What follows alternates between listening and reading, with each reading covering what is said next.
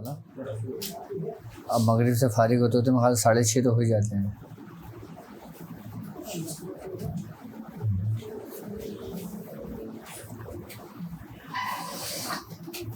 اچھا آج ہم سوال و جوابات کا رکھتے ہیں سیشن, ٹھیک ہے نا. آپ لوگوں کے جو بھی سوالات ہوں کسی بھی حوالے سے, روحانی مسائل کے حوالے سے, اس معاملات کے حوالے سے جو سفر چل رہا ہے, جہاں پریشانی آ رہی ہو, جہاں مشکل درپیش ہو رہا ہو, تو آپ وہ سوال بے فکر ہو کے کر سکتے ہیں کسی بھی حوالے سے. کیوں؟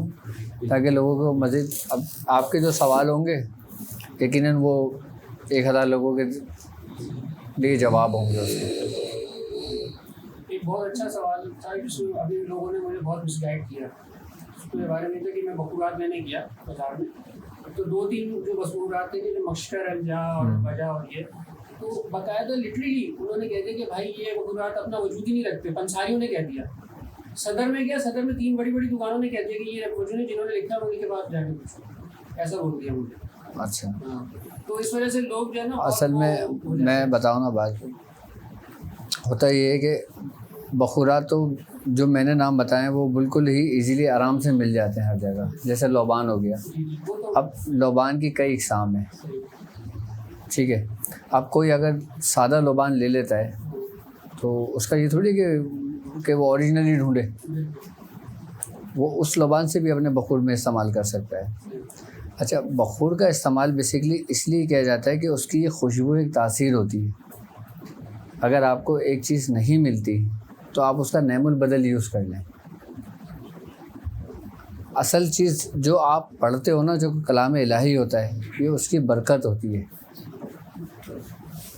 آئی بس سمجھ میں. اب جیسے رال سفید ہے, زال مقشر لوگ کہہ رہے ہیں اس کا وجود ہی نہیں رکھتے, جبکہ اس کو کہتے ہیں رال سفید ہے وہ. اب بتائیں یہ کہہ رہے ہیں وجود ہی نہیں رکھتا.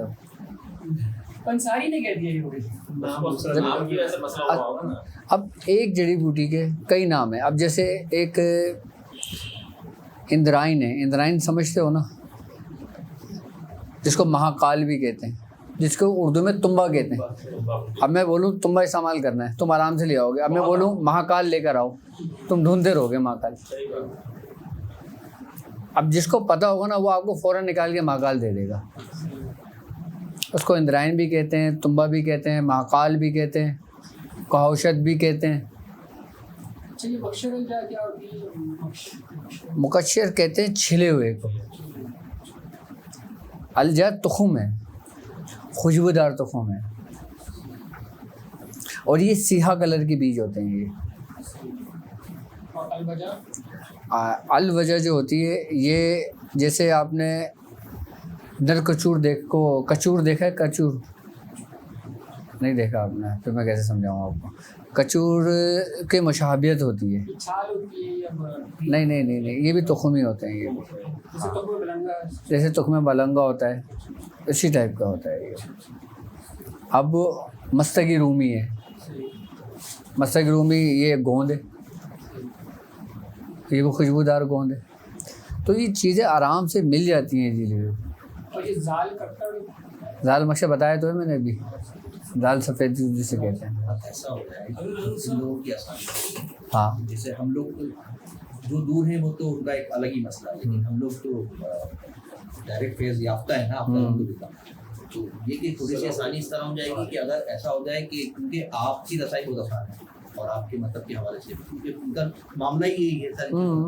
تو اگر ایسا ہو جائے کہ جو ہم منگوانا چاہیں وہ کاؤنٹر سے رابطہ کر لیں تو یہ آسانی ہو جائے گی ہمارے لیے. نہیں, اگر ہم ایسا کرتے ہیں تو پھر لوگ بولیں گے انہوں نے کاروبار شروع کر دیا. وہ تو ہم آپ سے مطلب ہے کہ یہ نا یہاں پہ تو ہم آپ سے عرض کر رہے ہیں. ہاں, ہم آپ سے عرض کر رہے ہیں کہ ہماری آسانی ہو جائے گی. یہ ہم در پھریں گے, اس سے بہتر ہے کہ آپ ہی کی طرف سے مل جائے گا. یا تو اس کا بہترین طریقہ یہ ہوگا کہ اب ہم جب کسی بخور کے بارے میں بتائیں گے نا, تو ہم یہ کریں گے کہ بخور کے نا پہلے اجزا اپنی ٹیبل پہ لا کے رکھ دیں گے. اس کا انگلش نام, اس کا اردو نام, اس کا ہندی نام, اور باقاعدہ اس کو دکھا دینا کہ یہ ایسی ہوتی ہے. اس کا عام فہم نام جو ہوتا ہے. تو اس سے زیادہ اور کیا آسانی ہوگی لوگوں کے لیے. اچھا, کچھ چیزیں ہوتی ہیں جو کچھ چیزوں کو ملا کے بنائی جاتی ہیں. اب جیسے گوگل ہو گیا, ہرمل ہو گیا, مستقی رومی ہو گئی, اب ان سب کو ملا کے بھی لوگ اپنے اپنے نام رکھ دیتے ہیں. اب کسی نے نام رکھ دیا بخور شمسی, کسی نے رکھ دیا بخور قمری. اب آپ بخور شمسی ڈھونڈنے جاؤ, جڑی بوٹی والا بولے گا یہ کیا ہوتا ہے, آپ بولو گے نہیں بخور شمسی ہی چاہیے تو کام ہوگا, ورنہ نہیں ہوگا. یہ ہوتا ہے کاروباری معاملہ. اب جب میں نے تو باقاعدہ طور پہ واضح ایک ایک چیز کے اجزاء بتائیں کہ آپ نے ہرمل اتنا لینا ہے, لوبان اتنا لینا ہے, سندل کی لکڑی اتنی لینی ہے, اور باقاعدہ ریشو بھی بتایا ہے. اس سے زیادہ اور آسانی کیا ہوگی. زعفران میں ایک جگہ لینے گیا, وہ کہنے لگا 10 گرام میں نے اس کو بولی تو کہنے لگا 5000, دوسری جگہ صدر میں گیا وہ کہہ رہے 3000 روپے. اور پرائسز میں بھی فرق ہے, اور اپنے اپنے نام بھی رکھے ہوئے, تو بہت مس گائڈ کرتے ہیں. بڑا مس گائڈ کرتے ہیں لوگ, بہت مس گائڈ کرتے ہیں. کوالٹی میں بھی فرق ہوتا ہے. ہاں کوالٹی میں فرق ہوتا ہے. چائنا کی کوالٹی بہت ہے, چائنا کی کوالٹی بہت چل رہی ہے, ورنہ سب سے بہترین جو زعفران ہے نا وہ اسپین کی ہوتی ہے. آپ کو جگہ جگہ افغانستان کا زعفران ملے گا. ہاں جگہ جگہ ہاں. اچھا اسپین کا ہی بول کے بیچ رہا ہوں. ہار کو اسپین کا. اچھا ہم جب زعفران سے تعویذ لکھتے تھے نا, ہم کیا کرتے تھے, ہم زعفران لے لیتے تھے نارملی, اس کو کھلل کرتے تھے, اس کا لکوڈ بناتے تھے. اچھا اس میں نا میاں حضور تھوڑا سا نا زردے کا رنگ ڈلوا دیتے تھے, ذرا سا. اچھا زردے کے رنگ سے کیا ہوتا ہے, ایک تو اس کی زعفران کی جو اپنی تاثیر ہے, اپنی خوشبو ہے, لیکن زردے کا رنگ صرف کلر کے لیے ڈلواتے تھے تاکہ اب ہم زعفران کے پانی سے نقش لکھیں گے نا وہ بالکل دھندلا سا ہوگا, لیکن اگر اس میں کلر ملا دیا جائے گا نا تو وہ تھوڑا سا ڈارک ہو جائے گا. پہلے تو ڈالر کے پین آتے تھے, ہم تو ڈالر کے پین لیتے تھے, اس میں ہم اس کو بھرتے تھے اور اسی سے نقش لکھا کرتے تھے زعفران کے. اچھا ایک سوال یہ کہ جو ہنڈیا سے جو اتار ہوتا ہے, ہاں تو ہنڈیا مٹی کی ہوتی ہے. ایک صاحب نے مجھے کہا کہ مٹی جب اتار کر کے اس کو سمندر میں ڈالتے ہیں تو مٹی پانی میں جا کے ہنڈیا جو مٹی بن جاتی ہے, اور جو دن ہوتا ہے نکل کے آتے ہیں دوبارہ اٹیک کرتا ہے, جس کو اتارا تو وہ مر جاتے ہیں. نہیں ایسا نہیں ہوتا. دیکھو بھول جاتی ہے وہ. اصل میں سب سے پہلی بات میں آپ کو بتاؤں, ہانڈی کا اوتار ہم کرتے کیوں ہیں اور کیوں کیا جاتا ہے اور کس لیے کیا جاتا ہے, اور ہانڈی کے اوتار کا مقصد کیا ہوتا ہے. ٹھیک ہے, ہانڈی بیسیکلی کسی بھی شیاطین کو قید کر کر اس کو جلانے کا نام ہے. اب یہ بتاؤ کہ کتنے عامل قید کرتے ہوں گے, وہ صرف ہانڈیاں ہی جلواتے ہیں کیا, جبکہ اس کے سمٹمس ہوتے ہیں. اگر میں آپ سے یہ کام کرواؤں نا تو آپ بھی آسانی کے ساتھ کر لو گے. اس کی جو علامتیں ہوں گی نا اس سے آپ کو ابتدائی دور میں فیل ہوگا کہ ہاں میں نے کوئی کام کیا ہے, لیکن آپ کو ابتدائی دور میں یہ چیز آپ پہ واضح نہیں ہوں گی, لیکن جو آپ کا وقت اس رستے پہ گزرتا جائے گا نا یہ چیز آپ پہ ظاہر ہونی شروع ہو جائیں گی. اب ایک شخص کے اوپر کوئی سوار ہوا ہے, اب اس کا آپ نے کام کرنا ہے. اب اس کا نارمل سامان, چلو ہانڈی والے کی بھی بات کرو, ہانڈی کا یہ طریقہ سمجھا دیتا ہوں سورہ قریش سے نا. ایک مٹی کی ہانڈی لے لو آپ, ٹھیک ہے, اور اس میں کالا ماش استعمال ہوتا ہے. کالے ماش کی دال ہوتی ہے ثابت, ایک ماش ہوتا ہے ٹوٹا ہوا اور ایک ہوتا ہے ثابت. اس میں ثابت ماش استعمال ہوتا ہے. لال کپڑا ہوتا ہے, ٹھیک ہے, اور تیل ہوتا ہے سرسوں کا, یا کوئی سا بھی پکوان تیل لے لو یا کوئی سا بھی تیل لے لو آپ, ٹھیک ہے, اور کافور استعمال ہوتا ہے اس میں, ٹھیک ہے. اچھا اب کرنا یہ ہوتا ہے کہ اس کے دو طریقہ کار ہوتے ہیں. ایک طریقہ کار تو یہ ہوتا ہے کہ جب مریض حاضر ہو تو کام کیا جائے, یا ایک مریض غائب ہو تو اس کا کام کیا جائے. اب آپ حیدرآباد میں رہتے ہیں, اب آپ کا مجھے کام کرنا ہے, اس کا طریقہ کار الگ ہوگا. اب یہ اس وقت یہاں موجود ہیں, ان کا بالکل سمپل طریقہ کار ہوگا. اب سمپل طریقہ کار پہلے سمجھ لیں. آپ نے کرنا یہ ہے کہ پہلے ہانڈی کے اندر جو نا نقش لکھ لینا ہے. کون سے؟ سرخ جنات والے, جو ابھی لاسٹ سبق چل رہا ہے نا ہمارا, وہ آپ نے نقش لکھ لینا اس میں, ٹھیک ہے. نقش لکھنے کے بعد آپ نے سورہ قریش 70 مرتبہ پڑھ کے اس پہ دم کر دیں. کس پہ؟ ماش پہ, ہانڈی پہ, کپڑے پہ, تیل پر اور کافور پر, ٹھیک ہے. اب آپ نے وہی تعویذ لکھ کر مریض کو دے دینا ہے. اچھا یہ کام آپ نے آج رات کو خود اپنے پاس کرنا ہے اور مریض کو تعویذ لکھ کر دے دینا ہے اور اس سے کہنا ہے کہ رات کو اپنے الٹے پیر کی پنڈلی پہ باندھ کے سو جائے یا الٹے ہاتھ پہ باندھ کے سو جائے، اور جب صبح سو کر اٹھے کھول کے تو اس کو مجھے واپس لا کے دے، ٹھیک ہے؟ اب جب مریض دوسرے دن آپ کے پاس واپس آئے گا وہ تعویذ لے کر، آپ نے کرنا یہ ہوگا کہ اس کو بٹھانا ہوگا، اس کے اوپر پڑھ کے دم کرنا ہوگا سورہ قریشی. سورہ قریش سے سمجھا رہا ہوں ابھی کیونکہ سورہ قریش سے ہی لوگ چل رہے ہیں لیکن. اچھا یہ طریقہ کار تو بیس ہے، اس کو سورہ مزمل سے بھی کر سکتے ہو، چہل کاف سے بھی کر سکتے ہو، ناد علی سے بھی کر سکتے ہیں، سورہ قریش سے بھی کر سکتے ہیں، لیکن مختلف صورتوں میں اگر ہم کریں گے تو اس کی تعداد چینج ہو جائے گی. جیسے ہم 70 مرتبہ سورہ قریش سے پڑھ کے سامان تیار کر رہے ہیں تو سورہ مزمل 70 بار نہیں پڑھی جائے گی، اس کی تعداد الگ ہے. اچھا کھولنے کی تعداد الگ ہے، بندش کی تعداد الگ ہے. اگر ہم کسی کی بندش لگائیں گے تو الگ تعداد سے پڑھیں گے اور کسی کی بندش کھولیں گے تو الگ تعداد سے پڑھیں گے، ٹھیک ہے؟ تو سورہ قریش سے ابھی ہم جب اس کا اتار کریں گے تو مریض کو آپ نے وہ سارا سامان دے دینا ہے، ٹھیک ہے؟ اس کے بعد مریض نے سامان لے جانا ہے، لال کپڑا بچھا کے مریض اس کے اوپر بیٹھ جائے، ٹھیک ہے؟ اس نے اپنے اوپر سے سارا سامان اتارنا ہے، ٹھیک ہے؟ اور ماش جو ثابت دم کر کے دی آپ نے، مریض اپنے اوپر سے 21 مرتبہ اتارے اور 1 مرتبہ اپنے پورے جسم سے مل دے. اچھا جو ماش کے دانے گرتے جائیں گے نا، اچھا کمرے میں ایک پوری چادر بچھا لیں تاکہ ماش کے دانے اگر کمرے میں بھی گرتے ہیں نا تو وہ چادر پہ ہی رہیں. آخر میں سارا سمیٹیں، سمیٹنے کے بعد آپ نے ہانڈی میں ڈال دینا ہے. ماش آپ نے ہانڈی میں ڈال دیا، ٹھیک ہے؟ تیل کھول کے آپ نے ہانڈی میں ڈال دیا. اچھا جو تعویذ مریض باندھ کے سویا تھا نا وہ تعویذ آپ نے اس میں ڈال دیا ہانڈی کے اندر. مریض کے بال کاٹ کے آپ نے ہانڈی میں ڈال دیے، ناخن کاٹ کے ہانڈی میں ڈال دیے. اچھا اس کے ساتھ ساتھ اگر آپ اس کے گھر کا بھی کام کر رہے ہو، جس گھر میں وہ رہتا ہے وہ جو جگہ متاثر ہے وہ گھر متاثر ہے، تو آپ نے گھر کی مٹی منگوا لینی ہے، آپ نے وہ مٹی بھی اسی ہانڈی میں ڈال دینی ہے. اس کے بعد آپ نے اس میں کافور ڈال دینا ہے. اس کے بعد آپ نے اس کو ڈھکن بند کرنا ہے، ٹھیک ہے؟ اچھا ڈھکن کے اوپر بھی جیسے یہ ڈھکن ہے، اچھا ڈھکن کے اوپر بھی یہاں پہ آپ نے چاروں فرشتوں کے نام لکھ دینا ہے، جبرائیل، میکائیل، اسرافیل اور اسرائیل. یہ چاروں نام لکھ دینا ہے آپ نے اور اس کو ہانڈی کے اوپر ایسے ڈھک دینا ہے. اس کے بعد آپ نے آٹا گوندنا ہے. اچھا آٹا اگر پکا کام کرنا ہے نا آپ نے، جو آپ بولو کہ نکل کے بھاگ جائے گا تو پھر دوبارہ تنگ کرے گا، وہ نہیں نکلے گا. پھر وہ آپ نے کرنا یہ کہ آٹا تعویذ لینا جو 45 کا نقش ہے، نہیں 15 کا جو نقش ہے، اس کو پانی اس کا لینا، اس سے آٹا گوندنا. آٹا گوند کے نا پورا اس کا پیک کر دینا، بند کر دینا. اس کے بعد آپ نے اس کو چولہے پہ جلا دینا، 3 گھنٹے چولہے پہ جلے گا. اچھا جو ہانڈی چولہے پہ جلے گی نا اس مریض کے جسم کے اندر کیفیتیں چینج ہونے شروع ہو جائیں گے. سب سے پہلے اس کا جسم ایسا ہو جائے گا جسے بالکل ہلکا ہوتا ہے. اچھا جب آپ کام کر رہے ہوگے نا، اگر اس پہ حاضری ہوگی نا تو وہ بہت ہنسے گا بھی، روئے گا بھی، چیخے گا بھی، چلائے گا بھی، ڈرائے گا بھی، خوف بھی طاری کرے گا. لیکن جب یہ ہانڈی میں جلاؤ گے نا، جب ہانڈی چولہے پہ جلے گی نا، اس کے بعد پھر ہانڈی کے اندر یہ کیفیت ہوتی ہے کہ ہانڈی کے اندر سے مختلف آوازیں آنے شروع ہوتی ہیں. بعض اوقات اس میں سے خون کی چھینٹیں آتی ہیں. اچھا جہاں سے دھواں نکلے وہیں آپ نے آٹا لگا دینا ہے، جہاں سے دھواں نکلے وہاں آٹا لگا دینا ہے.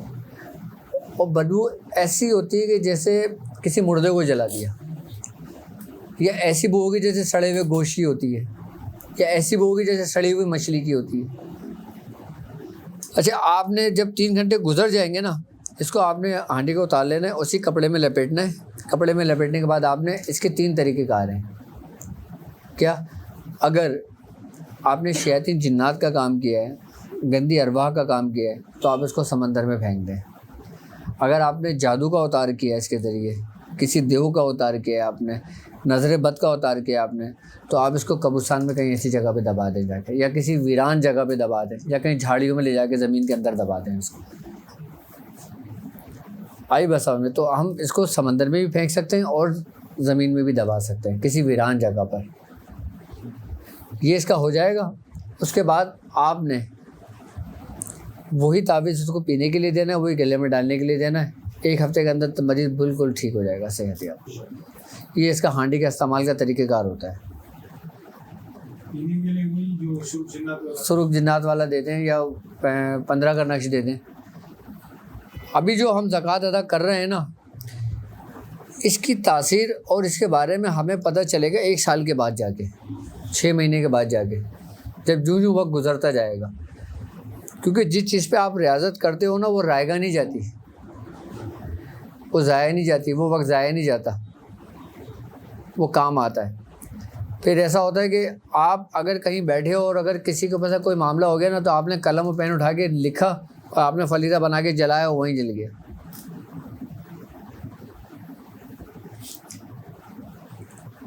کیوں؟ کیونکہ آپ اس کی زکوٰۃ ادا کر چکے ہوتے ہو. زکوٰۃ ادا کرنا بیسیکلی اختیار حاصل کرنا ہے، اور ایک دفعہ مل جاتا ہے تو پھر وہ ہمیشہ رہتا ہے. اور جس کے نقش جاری ہو جاتے ہیں نا، اگر وہ برداشت کر سکتا ہے، کر لیتا ہے، تو پھر وہ اور آگے تک جاتا ہے. اور اگر وہ پھر دوسرے معاملات میں پھنس جاتا ہے تو پھر وہ دوسری سم نکل جاتا ہے، یعنی کہ دنیاوی مقاصد کی طرف نکل جاتا ہے. پھر وہ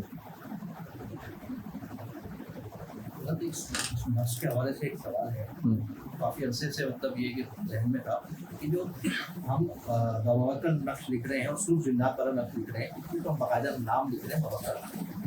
اب ہم ان کو جب جلاتے تو موکلوں کو تکلیف نہیں ہوتی؟ نہیں،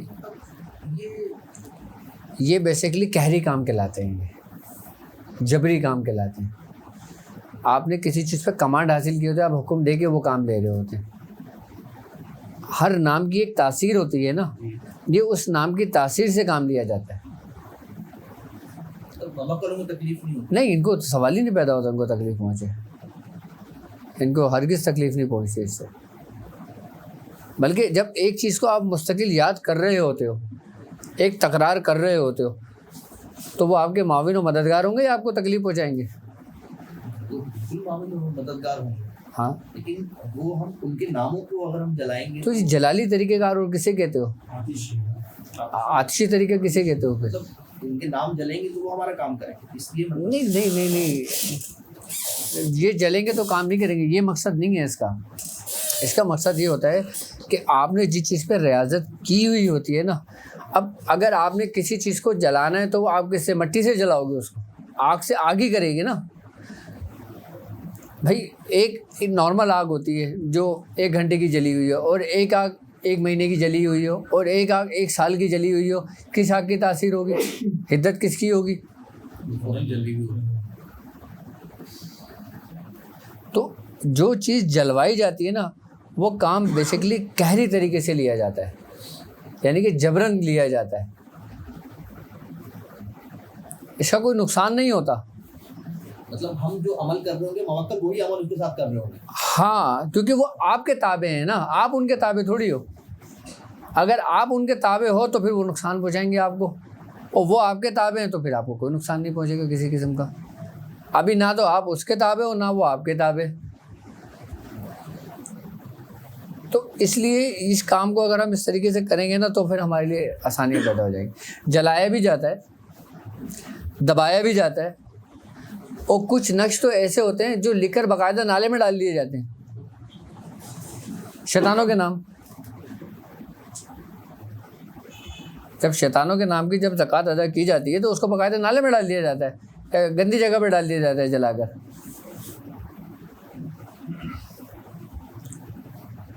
کیوں؟ اس کی وجہ بیسیکلی یہ ہوتی ہے کہ جتنے بھی آپ کو شیاطین یا جتنے بھی آپ کو گندی ارواحیں یا گندی بدروہیں جو ملیں گی نا، وہ آپ کو گندی ہی جگہ پہ ملیں گی. اب چڑیل ہے، چڑیل کہتے کسے ہیں؟ جن کے معنی. اور وہ جو کافر ہیں،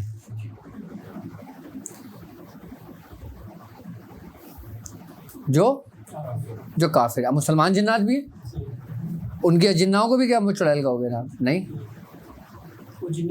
وہ جنی کہیں گے. اچھا، انہی کی ایک قسم پری ہے. پریوں کو بھی کون سے ہے؟ ہاں ہاں، وجود ہے ان کا بھائی. جی ہاں، اصل میں اجناؤں میں جو مؤنث ہوتے ہیں نا، جو انتہائی خوبصورت، اس کی ایک خاص قسم ہے. جس طریقے سے ہمارے یہاں ذات پات ہوتی ہے کہ کوئی بیگ ہے، کوئی مغل ہے، کوئی کچھ ہے، کوئی کچھ ہے، کوئی سادات گھرانے سے ہے. اچھا، اسی طریقے سے جناتوں کے اندر بھی مختلف قبائل ہیں اور ان کی مختلف نسلیں ہیں، ان کے باقاعدہ طور پہ نام ہیں. ان کی جو اعلیٰ جو نسل ہے نا، جو مؤنث کی، وہ اس کو پری کہتے ہیں.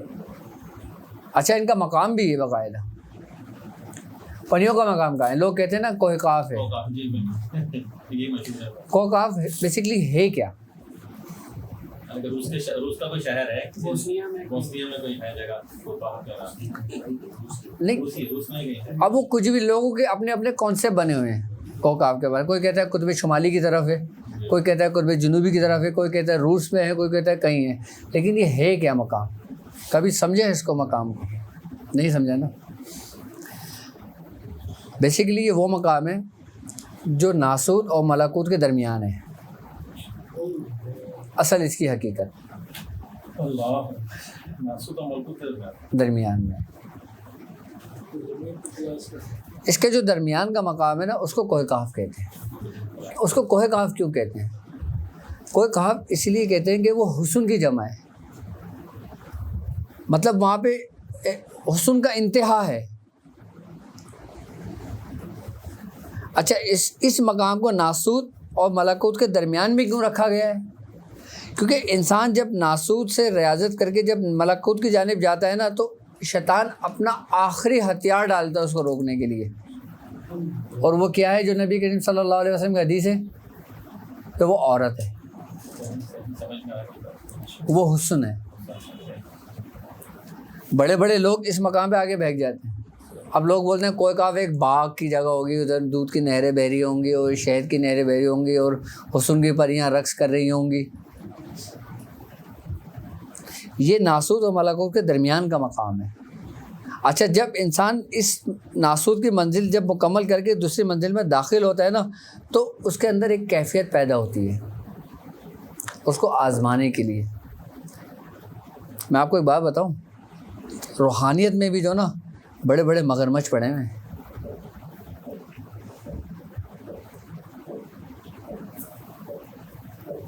روحانیت میں بھی جی، اس میں بھی پتہ ہے کیا ہوتا ہے کہ چلو یہ دو جان چھڑاؤ.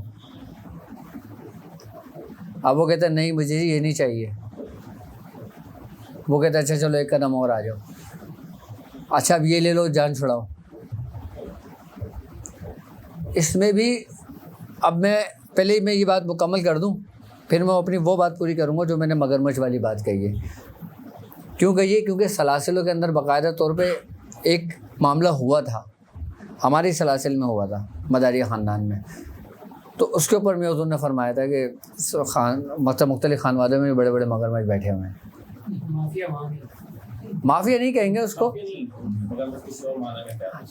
ہاں، اچھا مگرمچھ پتہ ہے کیوں کہتے ہیں؟ مگرمچھ اس لیے کہتے ہیں کہ مگرمچھ انڈے خشکی میں دیتا ہے، ٹھیک ہے، اور خود تالاب میں جاتا ہے اور اپنی آنکھوں سے اپنے بچوں کی نکالتا ہے اور اس کی حفاظت کرتا ہے. ہمارے شیخوں کا کام بھی یہی ہے، اس لیے کہتے ہیں کہ بڑے بڑے مگرمچھ بیٹھے ہیں روحانیت میں. مطلب ہماری اولاد دنیا میں کہیں بھی چلے جائے وہ رہے گی ہماری نظروں میں. ہمارے بزرگ یہ فرماتے ہیں، یہ ہمارے بزرگوں کی شان ہے. تو اس لیے مگرمچھوں سے اس کی تشبیہ دی جاتی ہے.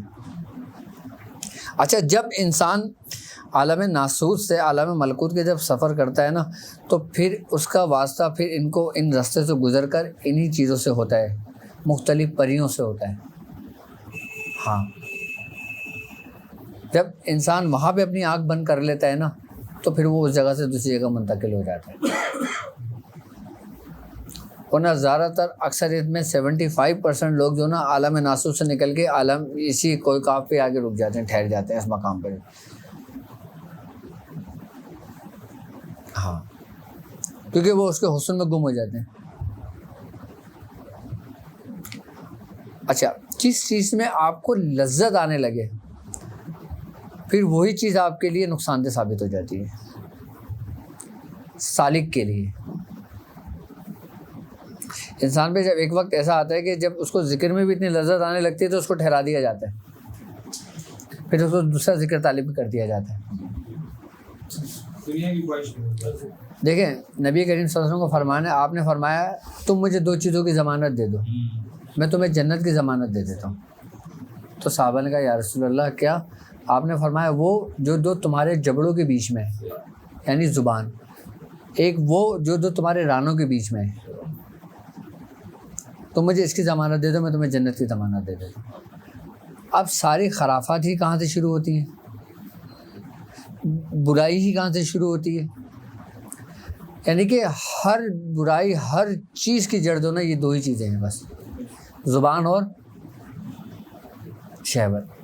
اچھا کچھ لوگ یہ پریوں کو قابو کر کے سنا ہے, نکاح بھی کر لیتے ہیں ان سے, یا کرنی وغیرہ. یہ چیزیں دیکھو آپ کو افسانوں میں ملے گی, کتابوں میں اچھی لگتی ہیں, کہانیوں میں اچھی لگتی ہیں. حقیقت میں پریاں جتنی خطرناک ہوتی ہیں نا, اتنے اجنہ نہیں ہوتے. جی جو لوگ کہتے ہیں نا کہ ایک رات میں پری کا عمل کر لیں یہ ہو جائے گا, ایک رات میں پری کا عمل کر لیں وہ ہو جائے گا, ایک رات میں پری کا عمل کر لیں یہ ہو گیا, وہ سب زندگی برباد ہوتی ہے. یوٹیوب پہ بھری پڑی ہے. یہ اتنی ظالم ہوتی ہیں کہ ان میں رحم نہیں ہوتا, ان میں رحم نہیں ہوتا. ان میں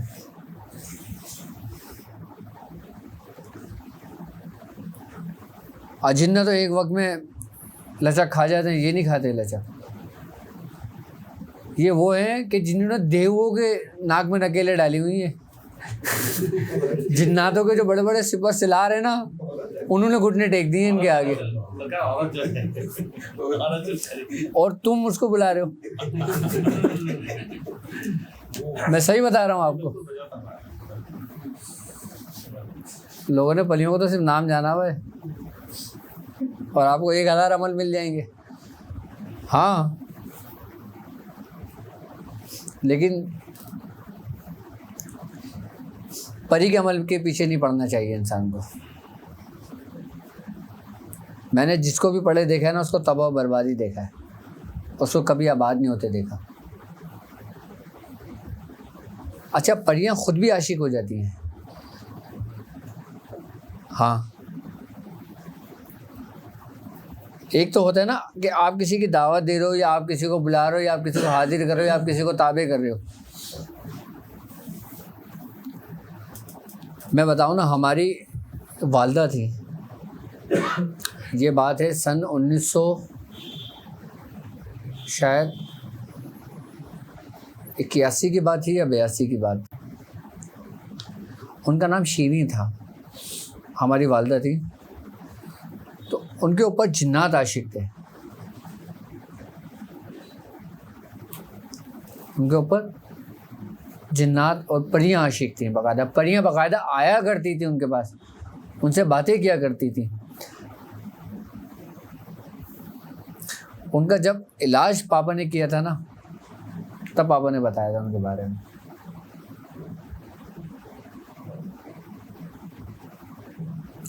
اور پاپا بتاتے ہیں کہ وہ اتنی خوبصورت تھی نا کہ اگر وہ پانی بھی پئیں تو یہاں نظر آتا تھا ان کے کہ پانی گزر رہا ہے.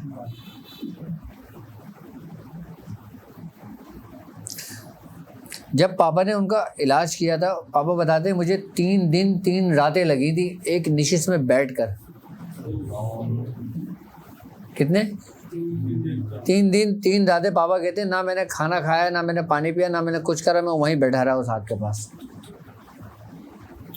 کیونکہ ان کے اوپر جو تھا نا وہ پوری سلطنت, پورے وہ تھے جنات کے سردار, ان پہ جو عاشق تھے. اور پریوں کا پورا لشکر تھا. کہہ رہے میرا 3 دن 3 راتوں میں میرا معاہدہ ہوا تھا ان سے.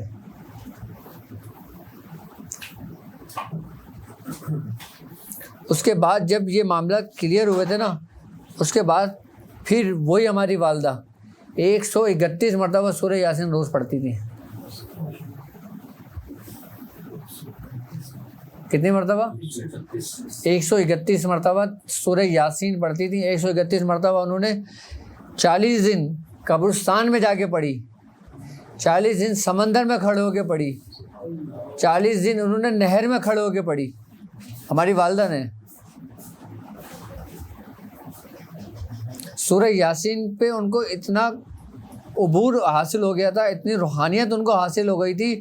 میاں حضور فرماتے ہیں کہ ایک دفعہ میں اپنے دوست کے ساتھ کہیں بازار چلا گیا اور مجھے ہو گئی رات کو دیر، یہ کھانے میں میرا انتظار کر رہی تھی۔ کہنے جب میں آیا تو انہوں نے مجھ سے کہا کہ بھائی روٹی ڈال دو تمہیں؟ پاپا نے کہا ہاں بھائی ڈال دو، بہت بھوک لگ رہی ہے مجھے۔ تو انہوں نے خیر غصے میں اٹھی، انہوں نے روٹی ڈالی، روٹی ڈال کے ان کے سامنے رکھ دی۔ پاپا نے کھانے لگے، پاپا نے کہا کھاؤ تم بھی، کیونکہ وہ پاپا کے ساتھ کھاتی تھی۔ تو انہوں نے کہا تم ڈبل کیوں کھا رہے ہو، تم کھا کر تو آئے ہو کھانا۔ تو پاپا بولے نہیں میں نے نہیں کھایا۔ تو کہتے تم نے نہیں کھایا؟ انہوں نے کانچ کا گلاس رکھا ہوا تھا، پاپا بتاتے ہیں آدھا گلاس پانی تھا، انہوں نے صرف پڑھ کے دم کیا تھا، پورا نظر آ رہا تھا کہ بیٹا وہ کھانا کھا رہا ہوں۔ کہہ رہے ہیں اسی دسترخوان پہ ان دونوں نے بٹھا کے دکھا دیا مجھے کہ تم دیکھو یہ کھانا کھا رہے ہو۔ اچھا یہ کیا تھا معاملہ، میں وہ بھی بتاتا ہوں وہ معاملہ تھا کیا۔ تو میاں حضور نے پھر کیا بولتے ہیں، ہنسنے لگے، درگزر ہو گئی بات۔ اب مقصد یہ کہ پھر کون سے راز چھپے۔ لیکن جب ہماری والدہ اپنی انتہا کو پہنچی تھی نا، تو پھر کچھ معاملات ایسے ہو گئے تھے کہ معاملات بہت ڈسٹرب ہو گئے تھے، پھر روحانیت کے معاملہ۔ پھر پاپا نے باقاعدہ اس کو اپنے اندر سلب کیا، کیونکہ یہ چیزیں ہر ایک کو برداشت نہیں ہوتی، ہر چیز کو کنٹرول میں نہیں ہوتی یہ چیزیں۔ طاقت ایک اقتدار ہے، اور روحانیت کی طاقت، وہ اگر کوئی مریض چلتا تھا نا، وہ بولتی نہیں بس ٹھیک ہے ہو گیا تمہارا کام، وہ ٹھیک ہو جاتی تھی مریض۔ ہاں مگر آپ دونوں باتیں کر رہے ہیں، وہ مریض گھر سے چلے، اس کو بولے نہیں آؤ بس بیٹھ گیا، ہو گیا۔ اب یہ بولے بھائی کیا ہو گیا، کس سے باتیں کر رہے ہو؟ کیسی بنائی کھلی ہوئی تھی ان کی۔ لیکن پاپا سے ان کی پھر کچھ روحانیت کے معاملے میں حجت ہو گئی تھی۔ اب جب وہ حجت ہوئی تو پھر پاپا نے حجت تمام کر دی۔ پاپا یہ واقعات خود بتاتے ہیں۔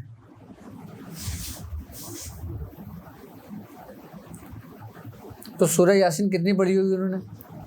یہاں اگر کسی مرد کو بول دو کہ قبرستان میں جا کے سورہ قریش پڑھ لے، وہ 10 دفعہ سوچتا ہے۔ ان سے اولاد نہیں تھی کوئی۔ ہاں ان سے اولاد نہیں ہوئی تھی۔ اچھا برداشت کے حوالے سے آپ نے جو بات کی، ہاں صحیح، آپ نے کہا کہ کسی کے نقش پیاری ہو جائے، جتنا وہ برداشت کر سکتا ہے تو اتنا ہوتا ہے۔ تو ایک بار میں بہت پریشان تھا، دعائے تنجینہ میں نے بہت زیادہ پڑھ لی تھی، مجھے ایسا لگنے لگا کہ کوئی چیز قریب آگے کھڑی ہو گئی اور میرا خون ابل جائے گا جیسے، اور گھبراہٹ شروع ہو جائے، تپی شروع ہو گئی۔ تو یہ کیا چیز ہوتی ہے کہ برداشت کتنی؟ اصل میں یہی چیز ہوتی ہے نا جو اجازت لی جاتی ہے۔ اجازت کسے کہتے ہیں؟ بغیر اجازت کے کیا؟ اجازت لے کے کرتے نا کبھی بھی کیفیت نہیں ہوتی۔ کتنے دن ہیں؟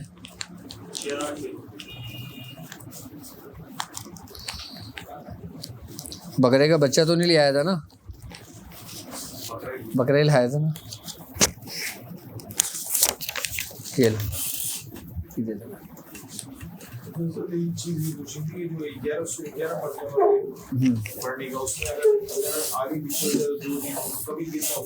کیا جی؟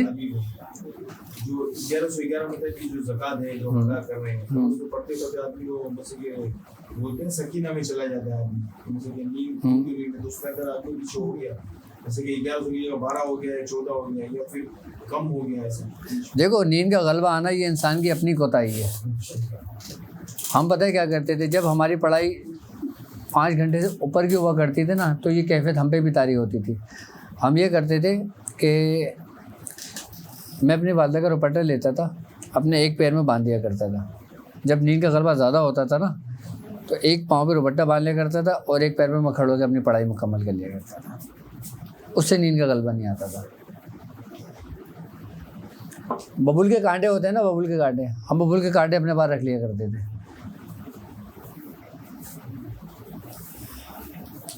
अगर ऐसा हो जाता तो फिर अमल ये फासिद तो नहीं होगा, لیکن ہونا نہیں چاہیے ایسا.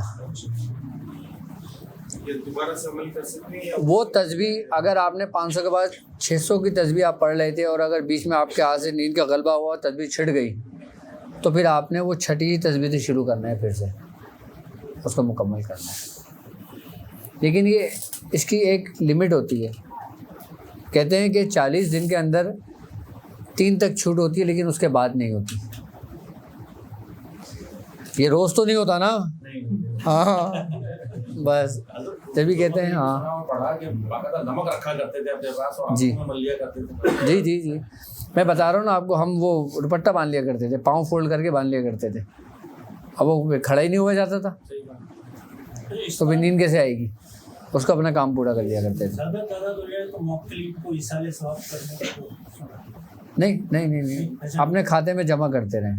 نہیں کسی کی جیسا انہوں نے فرمایا زیادہ کم یا زیادہ کی بات کم کے تو بہت مشکل ہے، منع ہے، لیکن زیادہ اگر ہو جائے تو وہ اصالے ثواب جو موکلین ہے نا اس کے نہیں کرنا چاہیے، ایسا نہیں کرنا چاہیے. آپ اپنی تعداد آپ پوری مکمل کرنی چاہیے. ہاں پتہ کس طرح چلے گا کہ زکوٰۃ کامیاب ہو گیا، مطلب قبول ہوئی؟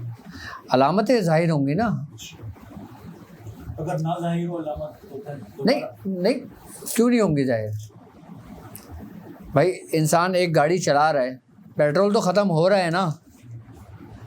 آپ بولو گاڑی چل رہی ہے پیٹرول بھی ختم نہیں ہو رہا، ایسے کیسے ہو سکتا ہے؟ آپ پڑھ رہے ہو، آپ کے اندر ایک کیفیت تو پیدا ہو رہی ہے نا، اور وہی کیفیتیں جب اپنے حد سے زیادہ بڑھ جاتی ہے نا پھر وہ سامنے ظاہر ہونے شروع ہو جاتی ہے. اچھا آپ نے فرمایا تھا کہ 15 کا نش دیکھ کر بیچ کی 11 سے 11 والی صفحات ہے، 15 کا نقش دیکھ کر کے بیچ میں بلیک ہو کر دینا، اس پہ فوکس کر کے آپ کو پڑھائی کرنا. تو جب ہم پڑھائی کرتے ہیں تو جیسے کہ بیٹھے بیٹھے چینج کرتے ہیں، اپنی بیٹھنے کو چینج کرتے ہیں تو پھر اس میں لگتا ہے کہ یار کوئی بٹن دبانا میں بھول تو نہیں گیا، لیکن اس طرح سے محسوس ہوتا ہے. اصل میں سارا دھیان اس بورڈ کے اوپر ہے، یہاں پہ نہیں ہے. تم اسی کے شہر میں ہوتے ہو، اسی کے حصار میں ہوتے ہو، اس لیے سارے پیغامات آپ کو دیے جا رہے ہوتے ہیں. یہ خود سب کچھ تمہیں تعلیم کر رہے ہوتے ہیں. اب جب آپ کسی چیز کو توجہ سے کر رہے ہو نا، پڑھ رہے ہو، اور پھر آپ نے اس کو دیکھا، دیکھنے کے بعد آپ نے آنکھ بند کر کے اپنے پڑھنا شروع کر دیا تو اس کی ایک کیفیت ہی الگ ہوتی ہے، اس کا ایک سرور ہی ایک الگ ہوتا ہے، اس کا معاملہ ہی ایک بالکل الگ ہوتا ہے.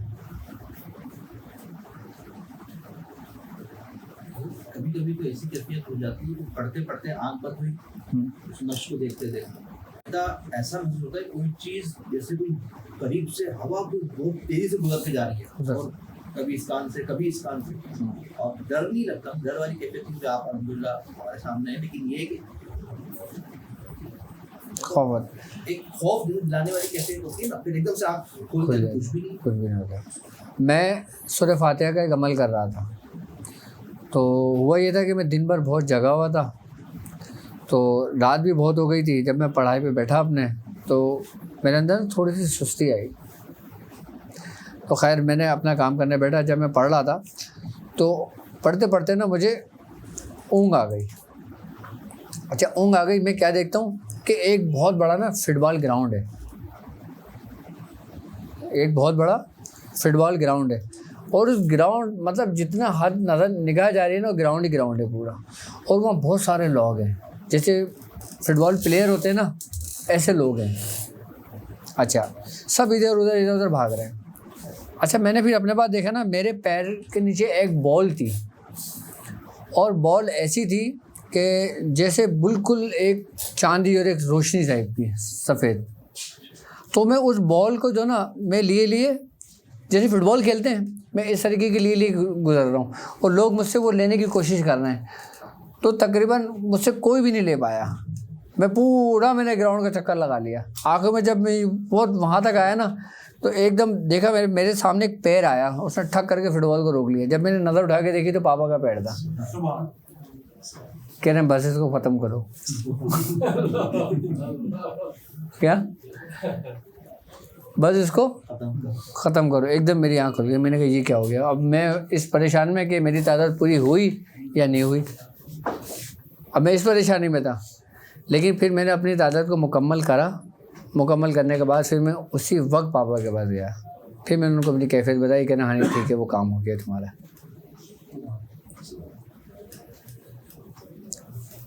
کبھی کبھار اگر مہینے میں ایک دفعہ ہو جائے, 2 مہینے میں ایک دفعہ ہو جائے, 6 مہینے میں ایک دفعہ ہو جائے تو وہ ایک الگ بات ہوتی ہے.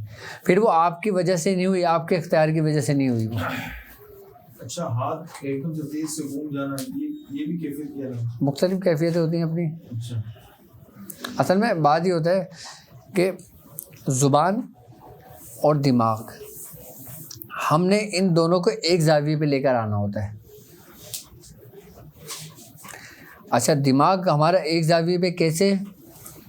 آپ وہ کیا دیکھ رہے ہو جو بھی کہہ رہے تھے, نقش, اور زبان اپنا کام کر رہی ہے. اب جب آپ آنکھ بند کرو گے تو دونوں ایک زاویے پہ آ جائیں گے. آنکھ جب بند کرو گے تو وہی نظر آئے گا جو آپ آنکھ کھول کے دیکھ رہے تھے. ایسا ہی ہوتا ہے نا, وائٹ کلر وہی چیز نظر آتی ہے نا آپ کو. اور پھر جب زبان پہ آپ پڑھ رہے ہوتے ہو تو وہ آپ کی پڑھائی اسی اس پہ ہوتی ہے. پھر آپ کا اختیار نہ آپ کے ہاتھوں پہ ہوتا ہے, نہ تصویر پہ ہوتا ہے, نہ کسی اور چیز پہ ہوتا ہے. پھر آپ اسی میں آپ پڑھ رہے ہوتے ہیں.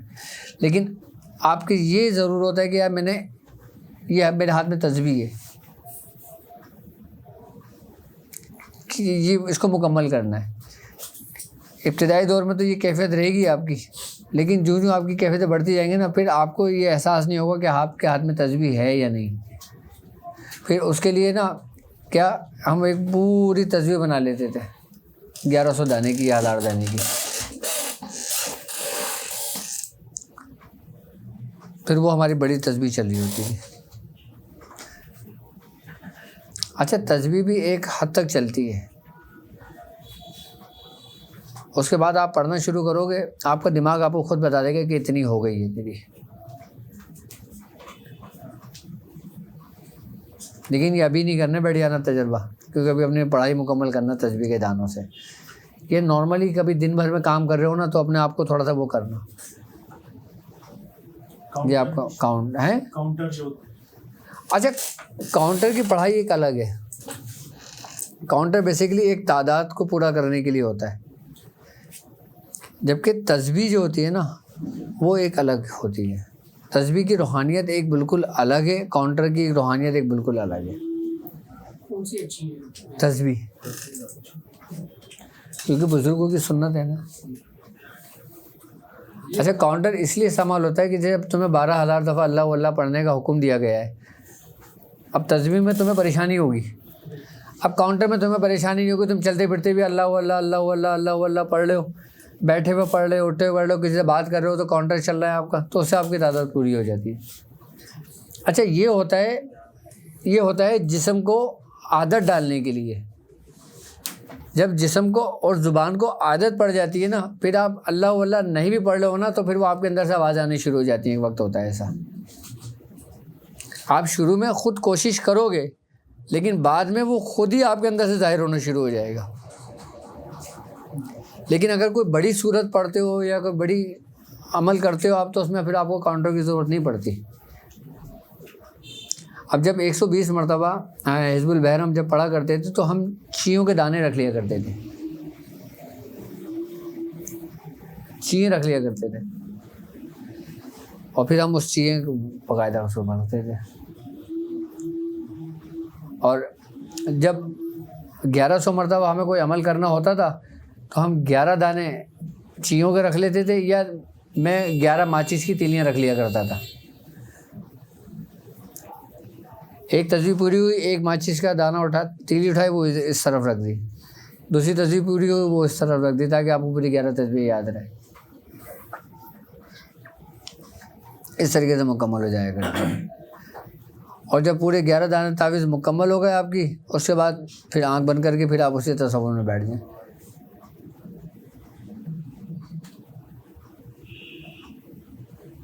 تو یہ بات ہے. کون سی؟ ہاں, مگرمچھ والی بات. تو ہمارے بزرگ فرماتے ہیں کہ پیر جو ہوتا ہے نا وہ 3 قسم کے ہوتے ہیں. ایک کوا پیر, ایک کبوتر پیر, اور ایک مگرمچھ پیر. اچھا, کوا انڈے دیتا ہے لیکن وہ خود نہیں سینکتا, وہ اپنے انڈے دوسرے گھونسلے میں رکھ دیتا ہے. ٹھیک ہے, یعنی کہ کچھ لوگ ایسے ہوتے ہیں جو مرید تو بناتے ہیں لیکن ان کی تربیت نہیں کرتے, ان کی تربیت پھر دوسرے لوگ کرتے ہیں. آئی بس یہی حساب اس کا ہے. اور مگرمچھ کا حساب کیا ہے؟ ہمارے بزرگ فرماتے ہیں کہ ہمارے جو پیران الزام تھے نا, ان کی حیثیت ایسی تھی جیسے مگرمچھ, کیونکہ مگرمچھ خود تو انڈے خشکی میں دیتا ہے لیکن خود تالاب میں جا کے اپنی آنکھوں کی توجہ سے, اس کی حدت سے اپنے انڈوں کو سینکتا ہے, اس سے بچے نکالتا ہے, اس کی حفاظت کرتا ہے, اور پھر اپنے آنکھوں کی کشش سے ان کو تالاب میں کھینچتا ہے. اور جب وہ تالاب میں کھینچ کے اس کے قریب آ جاتے ہیں تو وہ کامیاب ہو جاتے ہیں. ہوا یہ تھا کہ ہمارے میاں حضور فرماتے کہ جب ہمارے دادا میاں کا وصال ہوا, حضرت خواجہ منظور حسین شاہ صاحب کا, تو آپ کی سجادگی کا اعلان نہیں, یہ ہوا تھا خواجہ مظفر حسین شاہ صاحب کا واقعہ. جب خواجہ مظفر حسین شاہ صاحب کا واقعہ ہوا تھا تو آپ نے سجادگی کا اعلان نہیں کیا تھا, آپ کا وصال ہو گیا تھا. اچھا, خواجہ منظور حسین شاہ صاحب تھے نا, وہ انہی کے خلیفہ تھے. اچھا, میاں حضور فرماتے ہیں کہ اس وقت جو خواجہ مظفر حسین شاہ صاحب تھے نا, ان کے تقریباً 10 سے 15 خلیفہ ایسے تھے کہ جن کی 70 سال 90 سال کی ریاضتیں تھیں, اور سب کی ریاضت ایک سے بڑھ کر ایک تھی. اب ان سب کے اندر ایک یہ بات ہوئی کہ اب ان کی جگہ کون بیٹھے گا. اب وہاں یہ نہیں تھا کہ یار یہ سینئر ہے تو یہ بیٹھے گا, یہ ہم سے عمر میں بڑا ہے تو یہ بیٹھے گا. خواجہ منظور حسین شاہ صاحب عمر میں سب سے چھوٹے تھے, آپ جوان تھے. تو ہوا یہ کہ اب سارے اپنے اپنے کمال کو پہنچے ہوئے. اب جو بندہ اپنے کمال کو پہنچا وہ خود تو نہیں کہہ سکتا کہ میں بیٹھوں ان کی جگہ پہ, اور کسی کی جرت نہیں تھی, کسی کی ہمت نہیں تھی. تو میاں حضور فرماتے ہیں جو ہمارے اسماعیل شاہ تھے, جن کو پیر فضل الرحمان گنج مراد آبادی, یہ ان کے خلیفہ تھے, ان سے ان کو خلافت و اجازت تھی. آپ خواجہ مظفر حسین شاہ صاحب کے دونوں ہم مسر تھے. تو آپ نے فرمایا کہ اس کا اعلان جو نا خواجہ مظفر حسین شاہ صاحب کا تاج کرے گا. تو لوگوں نے کہا آپ کا تاج کیسے کرے گا, آپ تو پردہ فرما گئے. آپ نے فرمایا اچھا, ان کا احاطہ تھا. تو انہوں نے فرمایا کہ جو اپنے آپ کو اس قابل سمجھتا ہے یا جو میاں کا سینئر خلفاؤں میں سے ہیں, وہ اس نشست میں آ کے بیٹھ جائیں اور مراقب ہو جائیں. تو تقریباً 40-50 لوگوں کا ایک حلقہ بن گیا تھا, سب آن کے بیٹھ گئے تھے بیچ میں, سب مراقبے ہو کے بیٹھ گئے تھے سب. اور آپ نے حکم دیا کہ سارے اپنے اپنے مراقب چلے جائیں, اور بیچ میں وہ تاج لا کے رکھ دیا تھا. پیر عرفان علی شاہ صاحب بتاتے ہیں, جو خواجہ منظور حسین شاہ صاحب کے بچپن کے ساتھی بھی تھے اور انتہائی وقت تک ساتھ رہے. خواجہ منظور حسین شاہ صاحب کا پہلے وصال ہوا تھا, عرفان علی شاہ صاحب کا بہت بعد ہوا تھا. پیر عرفان علی شاہ صاحب نے یہ واقعہ ہمارے میاں حضور کو سنایا تھا. تو میاں حضور فرماتے ہیں کہ وہ تاج بیچ میں لا کے رکھ دیا گیا, اور جب سب مراقبے میں چلے گئے, کچھ وقت گزرا تو تاج جو تھا نا وہ ہوا میں معلق ہو گیا. اور ہوا میں معلق ہونے کے بعد وہ سب کے سروں سے چھوتا ہوا گزرا, اور سب کے سروں پہ چھوتا ہوا گزرنے کے بعد پھر وہ خواجہ منظور حسین شاہ صاحب کے سر پہ آ کے ٹک گیا تھا. تو آپ کے سر پہ وہ تاج رکھ دیا گیا تھا. اس کے بعد جب آپ کے سر پہ تاج رکھا تو سب نے اپنی آنکھیں کھول لی اور سب مبارکباد دینے لگے, اور سب نے پھر آپ کے ہاتھ پہ بیعت تجدید کری. کس کے ہاتھ پہ؟ خواجہ منظور حسین شاہ صاحب کے ہاتھ پہ. اور خواجہ منظور حسین شاہ صاحب کو حضرت سیدنا موسیٰ ہاشمی رحمۃ اللہ علیہ سے بہت فیض تھا, آپ کی توجہ اور آپ کی نظر تھی. آپ اویسی بزرگ گزرے. حضرت سیدنا موسیٰ ہاشمی رحمۃ اللہ علیہ کے بارے میں آپ کا مزار پنڈ موسیٰ میں ہے. آپ کے بارے میں ہے کہ آپ کی تربیت باقاعدہ طور پہ سرکار دو عالم صلی اللہ علیہ وآلہ وسلم نے کی تھی، اس لیے آپ اویسی کہلائے. آپ کی باطنی تربیت آپ نے کی تھی. اور خواجہ منظور حسین شاہ صاحب کو آپ کے ان کو بہت زیادہ فیض تھا.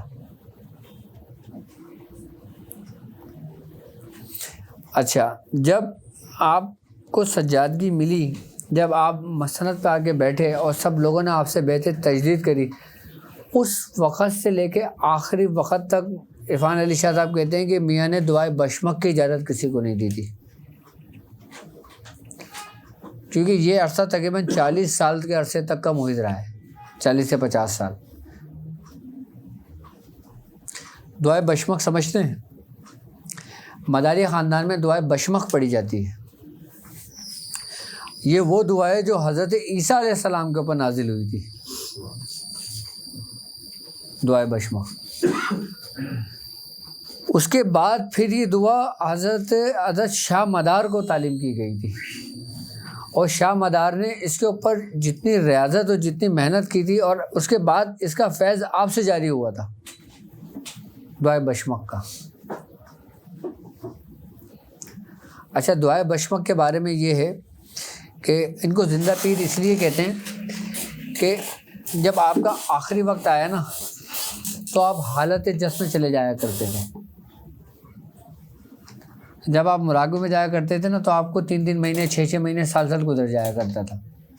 ایک وقت ایسا ہوا ہے کہ معمول سے زیادہ ہی وقت گزر گیا تھا. آپ وہ بزرگ ہیں کہ جن کی عمر تقریباً 750 یا 850 سال گزری ہے، کتابوں میں لکھا ہوا ہے باقاعدہ.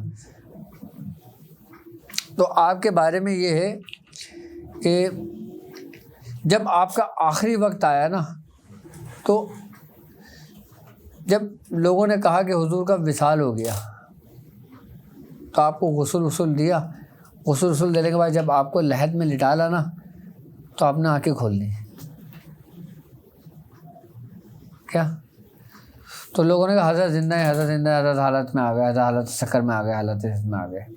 تو آپ نے کہا نہیں، بس اب بند کر دو، وقت ہو گیا. تو اس لیے آپ کو زندہ پیر کہتے ہیں. اور میاں حضور فرماتے ہیں کہ یہ دعائے بشمک ہی کی برکت اور اس کی روحانیت تھی.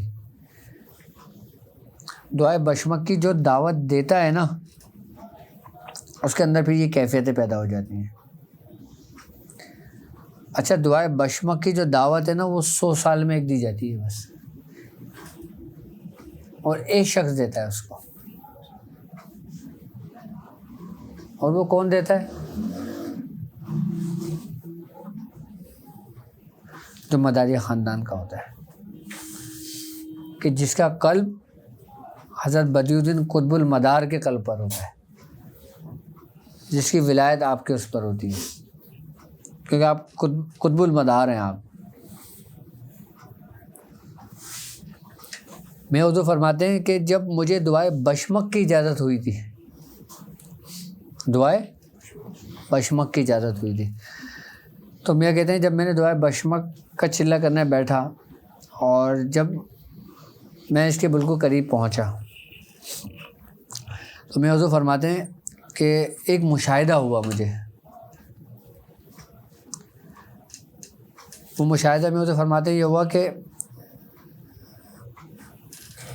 کیا کہتا ہوں میں، پڑھتے پڑھتے مجھے اونگ آ گئی. بے حضور فرماتے ہیں کہ پھر میں دیکھتا ہوں کہ ایک سبز باغ ہے، حد نگاہ وہ باغ ہی باغ ہے، بہت خوبصورت باغ ہے. تو کہنے لگے، میں نے دیکھا کہ 2 شخص میرے پاس آئے، مجھ سے کہنے لگے طارق تمہارا نام ہے؟ تو انہوں نے کہا ہاں میرا نام ہے. کہا تو میں اندر بلا رہے ہیں، چلو. کہہ رہے ہیں انہوں نے اتنا کہا اور میں اندر گیا. جیسے میں نے اندر گیا تو میں دیکھتا ہوں ایک محل ہے، اور محل کے اندر کرسیاں ہی کرسیاں لگی ہوئے تحد نگاہ، تحد نگاہ ایک کرسیاں لگی ہوئے ہیں، اور ایک محل کا دروازہ ہے. میں تو فرماتے ہیں کہ مجھ سے انہوں نے کہا کہ تم اس جگہ پہ بیٹھ جاؤ اپنی کرسی پر. میں تو فرماتے ہیں کہ جب میں نے کرسی پہ دیکھا تو میرا نام لکھا ہوا تھا. تو انہوں نے کہا کہ کچھ بھی ہو جائے تم نے یہاں سے اٹھنا نہیں ہے, ہلنا نہیں ہے, کہیں جانا نہیں ہے, بس یہیں بیٹھے رہنا. میں تو فرماتے ہیں وہ مجھ سے بول کے گئے. اس کے بعد میں نے دیکھا کہ اس کے اندر جو نا لوگ آنے شروع ہو گئے, کہ جیسے کمرہ ہے نا آنے شروع ہو گئے, لیکن وہ تحد نگاہ ہی آگے تک جا رہا ہے. کہہ رہے لوگ آنے شروع ہو گئے, لوگ کرسیوں پہ بیٹھنے شروع ہو گئے, کرسیاں بھرنے شروع ہو گئی. میں تو فرماتے ہیں پھر ایک شور مچا, اور ایسا شور مچا کہ جیسے کوئی طوفان کی آوازیں ہوتی ہیں نا, ایسا شور مچا. میں تو فرماتے ہیں پھر کچھ وقت گزرا کہ میں نے دیکھا ایک تخت اور اس کے کئی ستون تھے, کئی اس کے پائے تھے, اور کچھ لوگ تھے جو تخت کو نا اپنے کندھوں پہ لیے ہوئے تھے. دکھنے میں تو وہ انسان لگ رہے تھے لیکن وہ انسان نہیں تھے. اور تخت بھی ایک وسیع تھا. کہنے لگے پھر وہ جو تخت تھا نا جو کندھوں پہ لیے ہوئے تھے, پھر وہ اس کے سامنے آ گئے بالکل, اور انہوں نے جھک کے اس تخت کو ہوا میں محلق کر دیا. پھر میاں فرماتے ہیں کہ اس تخت کے اوپر میں نے دیکھا کہ 4 کرسیاں لگی ہوئی تھی اور ایک بڑی کرسی تھی. بڑی کرسی بیچ میں تھی, 2 کرسیاں دائیں تھیں اور 2 کرسیاں بائیں تھیں. اچھا, میاں فرماتے ہیں کہ میں سب کچھ اپنی آنکھوں سے دیکھ رہا ہوں یہ. اس کے بعد میاں فرماتے ہیں کہ ایک روشنی سی آئی, اور پھر میں نے دیکھا کہ ان کرسیوں پہ جو نا کچھ بزرگ بیٹھے, اور ایک شخص ایک رجسٹر لیا ہوا بڑا, وہ کھڑا ہوتا ہے آ کے ان بزرگ کے سامنے, اور وہ ان بزرگ ایسے بیٹھے ہوتے ہیں کہ میاں فرماتے ہیں کہ میں اس حالت میں بھی میں ان کو نہیں دیکھ پا رہا تھا کہ اتنی روشنی تھی. پھر وہ شخص جس کے ہاتھ میں رجسٹر تھا اس نے سب کے نام لینا شروع کر دیے, پکارنا شروع کر دیے. کہنے لگے جب اس نے میرا نام پکارا تو میرے دل میں یہ خیال آیا کہ یہ اتنے لوگ ہیں, پتہ نہیں کس تاریخ کو بول رہے ہیں. تو کہنے لگے جب میں نے اتنا کہا نا تو دادا میاں آئے, خواجہ منظور حسین شاہ صاحب کہنے کھڑے ہو, تمہیں پکارا جا رہا ہے. تو میاں بتاتے ہیں میں فوراً کھڑا ہوا. تو کہنے لگے اسٹیج پر آؤ. تو وہ اسٹیج پر لے کر گئے. اسٹیج پر جو شخص نام پکار رہا تھا نا, اس نے میاں حضور کی طرف دیکھا, اس نے کہا طارق نام تیرا ہے؟ اس نے کہا فیض احمد بیگ تیرے باپ کا نام ہے؟ اس نے کہا. اس نے کہا خواجہ کیا محمود الہاشمی کا ہے تو پاپا کہہ رہے محمود الہاشمی. پاپا کے دل میں یہ خیال آیا محمود الہاشمی کون ہے؟ تو انہوں نے کہا محمود الہاشمی کا کون؟ محمود ہاشمی کا بچہ ہے تو دادا میں نے کہا ہاں یہ محمود ہاشمی کا ہی ہے. تو اس کے بعد انہوں نے کہا تمہیں 25 تھانے دیے جاتے ہیں. تو اس کے بعد انہوں نے ایک کارڈ بنا کے پاپا کو دے دیا. پاپا کہہ رہے ہیں وہ میرے کارڈ میں کارڈ لیا, اور میرے دل میں یہ ہوا کہ جو یہ بزرگ بیٹھے ہوئے ہیں نا, کہ میں ان کی 10 بوسی یا قدم بوسی کر لوں. تو جو لوگ نام پکار رہے ہیں نا, وہ کہہ رہے ہیں کہ ان کے آس پاس تجلیاں ہوتی ہیں, تم جل جاؤ گے, تم نہیں جا سکتے ان کے آگے پیچھے. تو میاں حضور فرماتے ہیں کہ اسی خواب کی حالت میں میرا یہ گمان ہے کہ یہ ہو سکتا ہے کہ سرکار دو عالم صلی اللہ علیہ وآلہ وسلم اور 4 خلفائے راشدین ہیں. کہہ رہے ہیں جب میرے دل میں یہ خیال آیا نا کہ یہ 4 صحابہ ہیں اور سرکار دو عالم ہیں, تو جو لکھ رہے تھے نا انہوں نے پھر پاپا کی طرف منہ کر کے دیکھا اور کہا تمہیں پتہ ہے کون ہے یہ؟ انہوں نے کہا نہیں. تو آپ نے فرمایا کہ یہ بدی الدین قطب المدار ہیں اس وقت, اور یہ جو 4 کرسیوں میں بیٹھے ہوئے نا یہ چاروں ان کی سلاسل ہیں. وہ 4 بزرگ تھے. وہ 4 بزرگ کون تھے؟ حضرت جمال الدین جان من جمن جنتی, حضرت سید محمود گرگ سوار, حضرت قاضی قلعہ شہر, اور چوتھے حضرت شیخ محمد ارغون. یہ شاہ مدار کے وہ 4 خلیفہ ہیں کہ جن سے 4 سلاسل چلے, کہ جن سے دیوان گان, عاشقان, خادمان اور طالبان. یہ 4 وہ سلاسل ہیں جو انہی 4 بزرگوں کے اس سے چلے. حضرت سید محمود گرگ سوار، ہمارے میاں صاحب کو ان سے بھی فیض ہے. گرگ سمجھتے ہو کسے کہتے ہیں؟ کہتے ہیں کہ اولیاء کرام میں ان کی حیثیت، ان کی مثال ایسے ہی ہے جیسے بھیڑیے چلانے والے کی ہوتی ہے. یہ وہ 4 سلاسل ہیں جو دیوانگان، عاشقان، طالبان اور خادمان، ان سے یہ سلاسل چلے. یہ وہ طالبان نہیں ہیں جو دوسرے تھے، یہ سلاسل کے ہیں یہ. تو میاں فرماتے ہیں کہ یہ دعائے بشمک کی برکت تھی جو یہ میرا عمل پورا ہوا تھا، جو مجھے ان کی زیارت ہوئی تھی. اچھا، میاں حضور فرماتے ہیں کہ جب تک میں مداریہ خاندان کے سلاسل میں رہا، ان کی ذکر و اذکار کے طریقے میں، ان کے طریقے میں نے ریاضتیں کری، تو میں اتنا خستہ حال میں تھا کہ میرے ایک پیر میں ہرے رنگ کی چپل ہوتی تھی اور ایک میں پیلے رنگ کی چپل ہوتی تھی. ایک وقت کا کھانا ملتا تھا اور دوسرے وقت کا نہیں پتہ ہوتا تھا. مداریہ خاندان میں بہت سختی ہے، بہت ریاضت ہے. مداریہ خاندان کے اندر میاں حضور مرید نہیں کرتے. اتنی سختی تھی کہ میاں حضور فرماتے ہیں کہ میں نے میرا گھر باہر، میرے بچے تک چھوٹ گئے تھے، صرف اپنے کام مکمل کرنے کے لیے. جب مداریہ خاندان کا جب معاملہ میاں حضور کا مکمل ہوا، اس کے بعد پھر جب خواجہ منظور حسین شاہ صاحب کا وصال ہوا، آپ کے بعد جب آپ کو قادریہ خاندان ملا، تو میاں حضور فرماتے ہیں کہ پھر مجھ پہ قادری رنگ غالب آ گیا. میاں پہلے حضور محفل سما بھی نہیں سنتے تھے. میاں محفل سما نہیں سنتے تھے، سخت خلاف تھے میاں حضور. یہاں تک کہ اگر ہمارا دل کر رہا ہوتا تھا نا ہمارے ابتدائی دور میں کہ ہم سننے جائیں، تو ہمیں ڈانٹ کے جھاڑ کے بٹھا لیا کرتے تھے کہ تم اس قابل ہو گئے محفل سما سنو. اگر ہماری گلی میں کہیں قوالیاں ہوتی تھیں، ہم اگر جانے کا کہتے تو ہمیں نہیں جانے دیتے تھے میاں حضور. میاں حضور اتنا سخت ہے. کیوں؟ کیونکہ آپ کے اوپر جو نا خاندان قادریہ کا رنگ غالب تھا.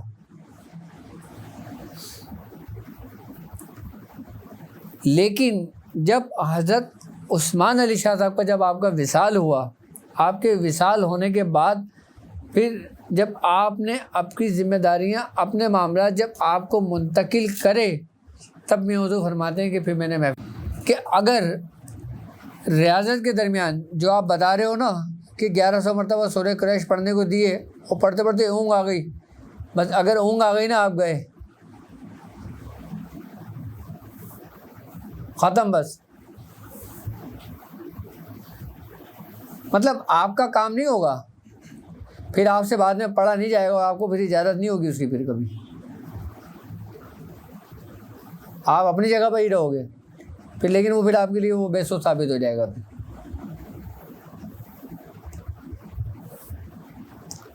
اگر ان سے ہٹ کے اگر آپ نے کوئی کام کر لیا نا، آپ ختم. بس آپ جاؤ.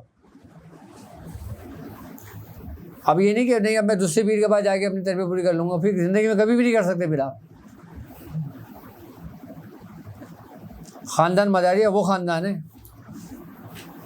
اور خاندان مداریہ کے اندر تکبیر عاشقان پڑھی جاتی ہے، خطبہ آدم پڑھا جاتا ہے، دعائے بشمک پڑھی جاتی ہے، دعائے بشمک باموکل پڑھی جاتی ہے، دعائے بشمک برج کے ساتھ پڑھی جاتی ہے، دعائے برہتی پڑھی جاتی ہے باقاعدہ.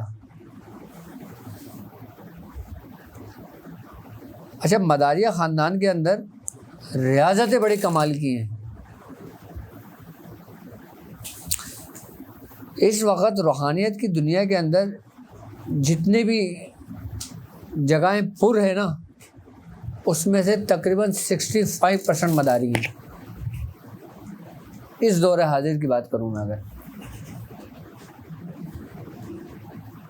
کتنے مداری ہیں مداریہ خاندان سے.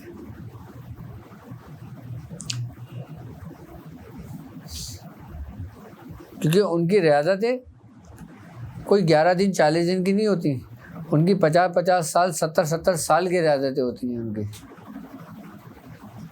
اور کمال ان کو پتہ ہے کیا ہوتا ہے؟ کمال ان کو یہ ہوتا ہے حضوری کہ ہمارے ایک چچا میاں کا ایک واقعہ ہے کہ بابا شاہ جلال کا بابا شاہ جلال کے بارے میں یہ کہ آپ اپنے وقت کے شیخ الحدیث تھے. میں حضور فرماتے ہیں کہ آپ کو تقریباً کم و بیش 2000 حدیث زبانی یاد تھیں عربی میں. 2000 عربی میں آپ کو احادیث یاد تھیں آپ کو.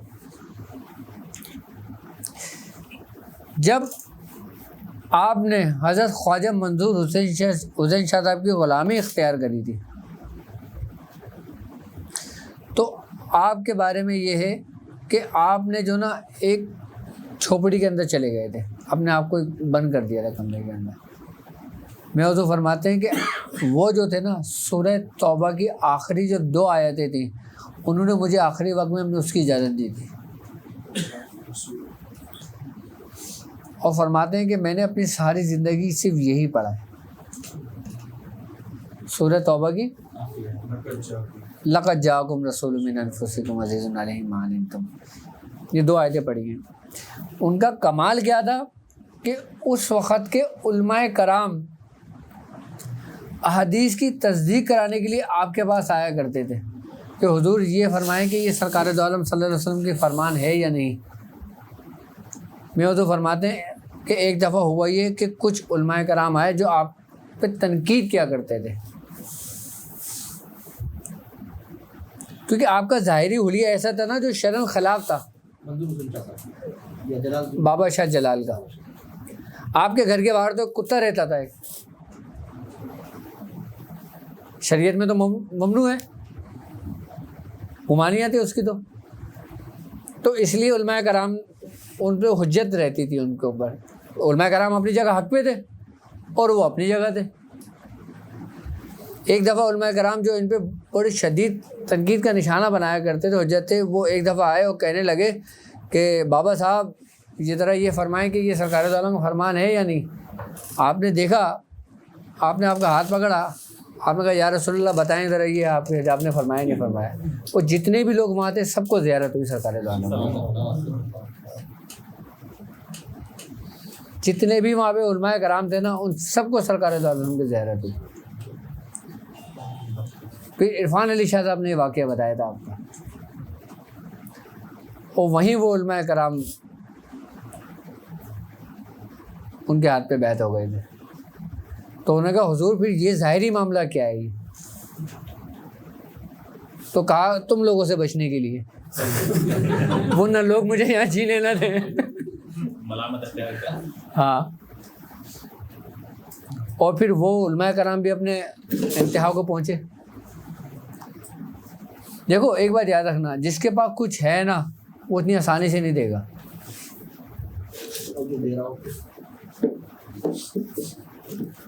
اس سلسلے کا فیض ہے, لیکن ایک عام چیز دینا اور ایک خاص چیز چھپا کے رکھنا یہ بہت فرق ہے. اہل نہ اہل کا بھی فرق ہے. اچھا بعض بھی ایسے بھی ہوتے ہیں کہ جو دیکھتے ہیں اگر ان کا مرید کسی گمراہی کی طرف جا رہا ہے, کسی برائی کی طرف جا رہا ہے تو اسے مصیبت میں, پریشانی, بیماری میں مبتلا کر دیتے ہیں. ہاں بالکل بالکل ایسا ہوتا ہے,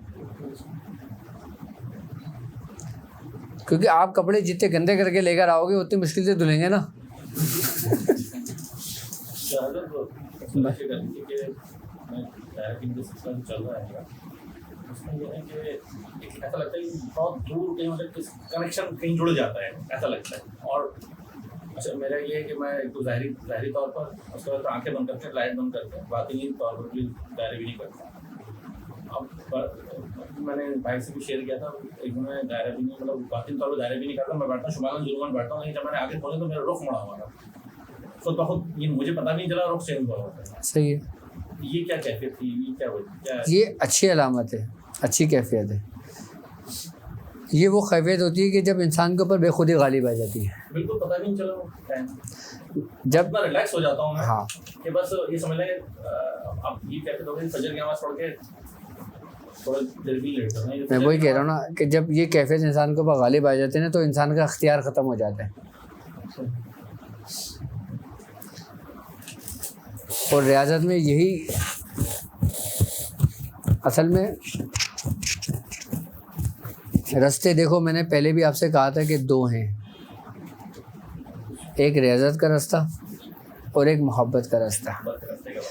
اچھا، مداریہ خاندان میں جو نا ریاضت اور محبت دونوں ہیں، کیا مداریہ خاندان میں، لیکن خاندان قادریہ میں صرف اور صرف محبت ہے. ہاں میں وہ بتا رہا ہوں نا آپ کو،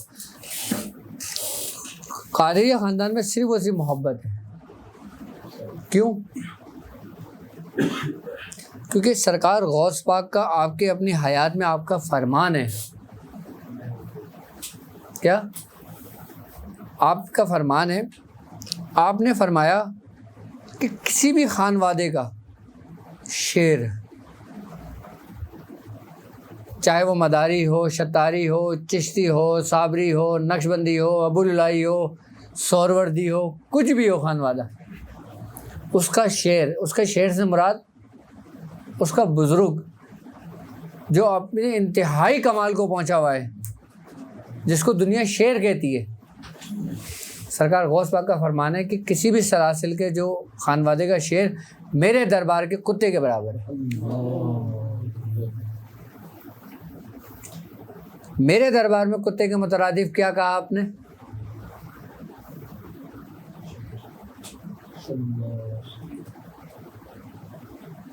یعنی کہ خاندان قادریہ کا کہتے ہیں نا کہ بھائی ہم فلاں در کے کتے ہیں. یعنی کہ جو ایک خاندان قادریہ کا ایک وہ شخص جو ایک نہ کسی ریاضت کا مالک ہو، اس کے دل میں صرف وہ صرف سرکار غوث پاک کی محبت ہو. اس کی مثال آپ نے کیا دی اپنے عام بندے کی؟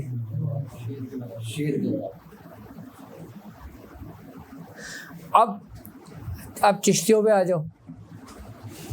یہ بزرگوں کے معاملات ہیں یہ.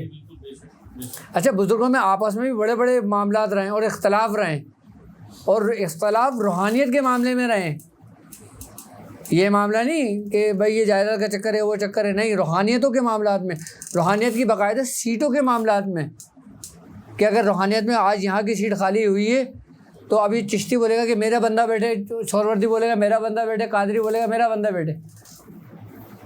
اب فیصلہ ہونا ہے. ایسے بہت واقعات گزرے ہیں.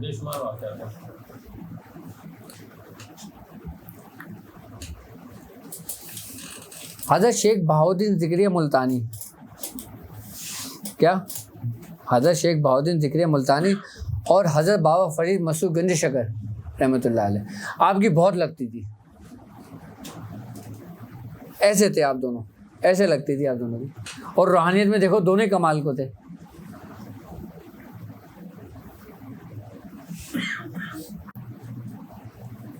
باقاعدہ طور پر تاریخ میں یہ بات لکھی ہوئی ہے کہ جب حضرت شیخ بہاؤالدین ذکریہ ملتانی کو آپ کو ایک کیفیت طاری ہوئی، اور آپ پہ ایک ایسی کیفیت طاری ہوئی کہ آپ نے وجد کے حالت میں یہ اعلان کر دیا کہ جو آج ہمیں دیکھے گا وہ جنتی ہے. تو لوگوں نے کہا کہ حضور حکم ہو تو آپ کو ہاتھی پہ بٹھا کے بازار لے چلیں تاکہ جو لوگوں کی نظر آپ پہ پڑے وہ جنتی ہو. آپ نے کہا ہاں بٹھا لو، آج ہمیں، آج فرید بھی دیکھے گا.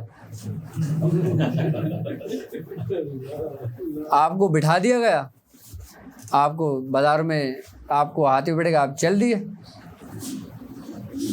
جب آپ نکلے تو بازار میں آپ جب ایک منادی شخص کر رہا تھا تو حضرت نظام الدین اولیاء محبوب الہی رحمۃ اللہ علیہ، آپ حلوائی کی دکان پہ کھڑے ہوئے تھے. آپ کو بھی منادی ہوئی، آپ نے منہ پھیر لیا اپنا. تو لوگوں نے کہا بھائی تم نے منہ کیوں پھیر لیا؟ آپ نے فرمایا میں ایک فرید کو جانتا ہوں بس. تو حضرت شیخ بہاؤالدین ذکریہ ملتانی آپ کے قریب پہنچے آپ سے کہا کہ بابا دیکھو ہم بھی تو فرید ہیں. آپ نے کہا نہیں میں نے ایک ہی فرید کو دیکھا ہے. جب آپ کو زبردستی پکڑنے لگے نا آپ نے اپنا منہ جو کڑھائی رکھی تھی اس میں دے دیا تھا.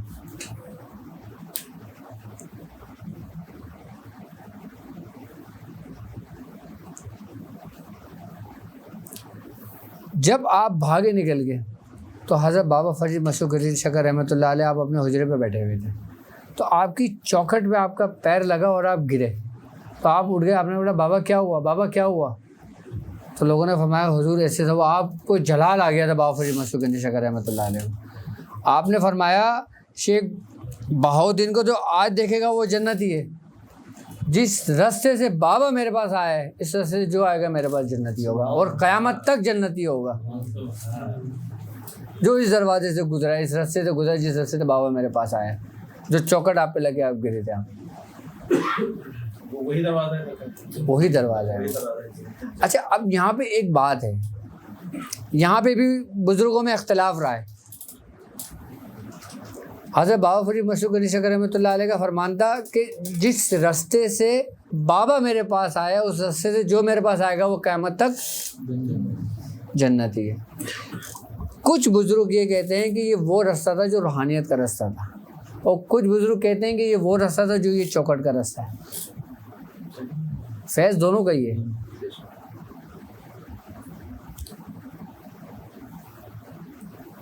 تو بزرگوں کے یہ معاملات بھی رہے.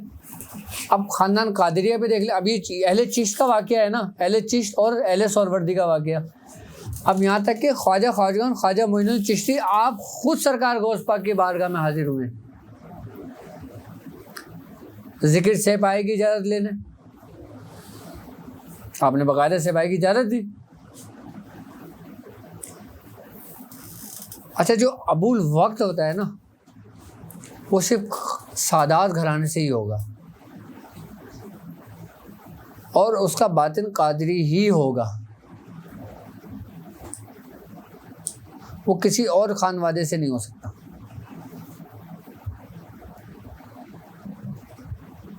خاندان قادریہ تمام خانوادے میں, تمام سلاسل میں, تمام معاملات میں اس کی مثال ایسے ہے جیسے تمام ملائکہ میں حضرت جبرائیل کی حیثیت ہے, جیسے تمام انبیاء کرام میں سرکار دو عالم صلی اللہ علیہ وآلہ وسلم کی. تمام خانوادے, تمام سلاسل کے اندر خاندان قادری کی اہمیت کیسی ہے؟ ایسی ہی ہے. ہم زیادہ تر صرف اور صرف اسی نسبت سے بخشے جائیں گے کہ ہم قادری ہیں بس. اچھا ریاضت خاندان قادری میں بھی بہت ہے, یہ نہیں کہ اس میں ریاضت نہیں ہے, اس میں بھی ریاضت بڑی کمال کی ہے. اس میں جتنی ریاضت ہے اس سے زیادہ فیض ہے. اس میں جتنی ریاضت ہے اس سے زیادہ فیض ہے.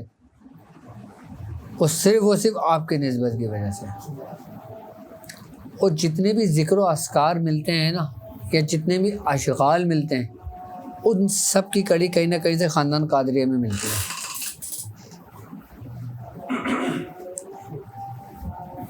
صلی اللہ علیہ وسلم.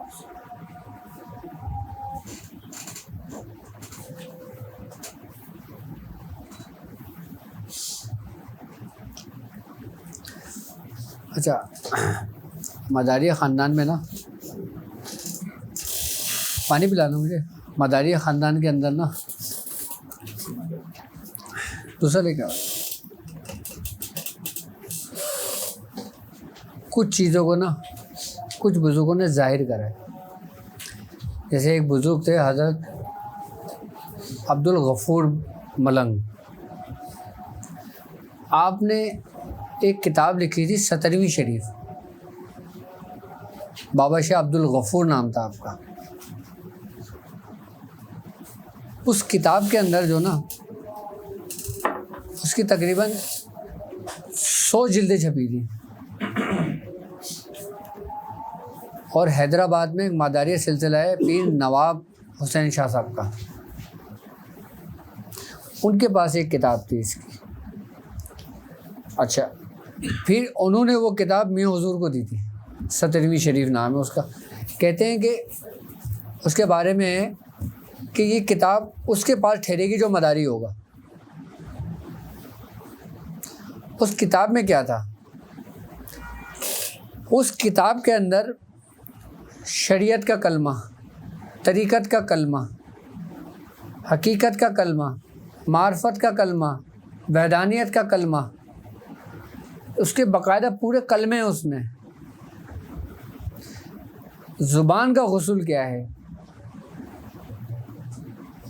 جی، اس میں لکھا ہوا تھا. آپ جو یہ تاج پہنتے ہیں اس کی حیثیت کیسی ہے، یہ مذکر ہے یا مؤنث ہے؟ آپ جبہ جو پہنتے ہیں یہ مذکر ہے یا مؤنث ہے؟ مسند میں کس طرح بیٹھا جاتا ہے؟ مسند کے اندر داخل ہونے کا طریقہ کیا ہے؟ صاحب مسند کیا پڑھ کے اس پہ داخل ہوتا ہے؟ اور جب خلافت دی جاتی ہے تو کیا دعا پڑھی جاتی ہے؟ اور جب خلافت دی جاتی ہے تو 3 بال کیوں کاٹے جاتے ہیں؟ اور جب مرید کیا جاتا ہے تو کیا کیا جاتا ہے؟ اس کتاب کے اندر اس کی پوری تفسیر بیان تھی. اب سنا ہے تم نے کبھی یہ؟ اب کسی کو بولو تو وہ ہنسے گا، یار یہ کیا بات کر رہے ہیں. آپ کا نام ہی 17ویں شریف ہے. کتاب کا نام ہی 17ویں شریف ہے. ابھی 3 دن پہلے ہی میری ذکر ہو رہی تھی میاں حضور سے. میں نے کہا میں وہ کتاب کہاں ہے، کتاب تو نکال دیں مجھے، میں نے 20 سال پہلے پڑھی تھی. کہہ رہے ہیں وہ پتہ نہیں کہاں ادھر ہوگی، دیکھوں گا. حیدرآباد سے کی بات کریں، حیدرآباد میں ہاں حیدرآباد. میاں جو 17ویں شریف جو ہر مہینے 14 تاریخ کو جو آپ یاد دیتے ہیں میاں حضور کو دیتے ہیں، اس کی بھی وجہ کچھ اسی سے بھی تعلق ہے. میاں حضور پہلے جو نا 17ویں شریف کرتے تھے بدیع الدین قطب المدار حضرت شاہ مدار کی نسبت سے، لیکن میاں حضور کو حکم ہوا تھا کہ پھر آپ اس کو جو نا سرکار غوث پاک کی نیاز کر لیں. پھر میاں حضور آپ کے ساتھ ساتھ پھر سرکار غوث پاک کی بھی کرنے لگے تھے. پھر جب خاندان قادری آپ کو ملا تھا نا، پھر آپ نے سرکار غوث پاک کی 17ویں شریف کرنا شروع کر دی. وہ 17ویں شریف شاہ مدار کی حضرت شیخ سیدنا شیخ عبد القادر جیلانی رحمۃ اللہ علیہ کی ہے. غوث پاک کی جو 11ویں شریف مشہور ہے، 11ویں شریف کی نسبت ایک الگ ہے. 11ویں شریف کی نسبت پتہ ہے کیا تھی؟ 11ویں شریف اس لیے مناتے تھے کہ سرکار غوث پاک جو تھے نا، آپ 40 دن میں ایک دفعہ کھانا تناول فرماتے تھے. یعنی کہ چاند کی پہلی تاریخ سے اگر آپ روزہ رکھتے تھے یا آپ کچھ کھانا پینا بند کرتے تھے تو دوسرے مہینے کی 40 دن مکمل ہوں گے تو کیا کون سا دن ہوگا؟ دوسرا 11واں دن ہوتا تھا. تو اس وقت آپ کے لیے ایک مرغ بنتا تھا، مرغ کٹتا تھا، پھر وہ غریبوں میں بڑھتا تھا، پھر آپ بھی وہ تناول فرماتے تھے. تو اس لیے 11ویں آپ کی نسبت سے تھی. آپ 40 دن میں ایک دفعہ کھانا تناول فرماتے تھے، اور جس دن وہ کرتے تھے نا آپ اس دن 11ویں کی نسبت سے. اب لوگوں کو نہیں پتا ہوگا یہ 11ویں کی نسبت، اس نسبت سے آپ کرتے تھے. یوم عرس لوگ سمجھتے ہیں. نہیں، یوم عرس 11ویں تھوڑی ہے. ہاں اچھا، آج کی میڈیکل سائنس، آج کے ڈاکٹرز کی یہ ریسرچ ہے، وہ یہ کہتے ہیں کہ انسان کو جو بھوک صادق ہے نا وہ 40 دن میں ایک بار لگتی ہے بس. جو انسان کی زندگی کو برقرار رکھتی ہے، جو موت نہیں واقع ہونے دیتی، وہ بھوک 40 دن میں ایک دفعہ لگتی ہے. اور جتنی بھی آپ جو دن بھر کھانا کھاتے ہو نا، یہ سب زندیق ہے، یہ سب کا ذکر ہے. صادق بھوک جو ہوتی ہے وہ 40 دن میں ایک دفعہ لگتی ہے. اور یہ باقاعدہ سرکار غوث پاک کی آپ کی حیات مبارکہ میں ایک بہت بڑی دلیل ہے یہ، کہ آپ نے اپنی زندگی میں مطلب 40 دن بعد آپ کھانا تناول فرمایا کرتے ہیں. 17ویں شریف کیا بات ہے؟ 17ویں شریف بیسیکلی جو ہوتی ہے نا، یہ حضرت شاہ مدار کی نسبت سے منائی جاتی ہے. اچھا، ہم لوگ جو 17ویں شریف کا اہتمام کرتے تھے نا، ہم لوگ کرتے تھے حلوے کے اوپر اس کا اہتمام. اچھا، اس میں حلوہ بنایا جاتا ہے، سوجی کا حلوہ بنایا جاتا ہے اس کا. اس کی وجہ یہ تھی کہ آج بھی کہتے ہیں کہ اب کا تو مجھے نہیں پتہ، لیکن میں حضور فرماتے تھے کہ جہاں حضرت شاہ مکھن پور کے اندر ایک جگہ ایسی ہے کہ جہاں پہ لوگ آپ کے مزار کے پاس جو نا ایک آپ کا ایک حجرہ بنا ہوا ہے، اس میں نا ایک بالٹی پانی کی رکھ دیتے ہیں اور ایک تہمت رکھ دیتے ہیں اور ایک تولیہ رکھ دیتے ہیں، آئی بس سمجھ میں، اور وہ بند کر دیتے ہیں۔ 17ویں شریف یعنی کہ 17ویں جو دن ہوتا ہے نا، اس دن وہ کہتے ہیں کہ ادھر جو نا غسل کرنے کی آواز آتی ہے، اور باقاعدہ اس تولیے پہ پانی لگا ہوتا ہے، غسل کا پانی گرا ہوا ہوتا ہے، اور کچھ پانی بالٹی میں بچا ہوتا ہے، پھر وہ لوگ تبرکاً پانی بانٹ دیا کرتے تھے۔ میں حضور فرماتے ہیں کہ پہلے یہ ہوا کرتا تھا ہر چاند کی 17 تاریخ کو، لیکن اس کے بعد یہ پھر یعنی بزرگ کا میں حضور نے نام بتایا تھا، پھر انہوں نے اس کو بند کروا دیا تھا لوگوں کی وجہ سے، کیونکہ لوگ پھر وہاں پہ غلط سمت کی طرف چلے گئے تھے، پھر یہ سلسلہ بند ہو گیا تھا، ورنہ 17ویں اسی نسبت سے منایا کرتے تھے آپ کے، اور کہتے تھے کہ وہ شاہ مدار ہی تھے جو آپ غسل وہاں پہ فرمایا کرتے تھے۔ لیکن آپ کی ریاضتیں بھی تو دیکھو نا، ہاں کہتے ہیں کہ 6 طعام ملکوتی سرکار دو عالم صلی اللہ علیہ وآلہ وسلم نے آپ کو تناول فرمائے تھے، یا 7، کہ جس سے آپ کی زندگی کی عمر جو ہوئی تھی تقریباً 6 طعام ملکوتی آپ کو کھلائے تھے آپ کو۔ کہتے ہیں کہ آپ نے 600 سال تک کچھ نہیں کھایا، 695 برس آپ کی عمر گزری ہے شاہ مدار کی۔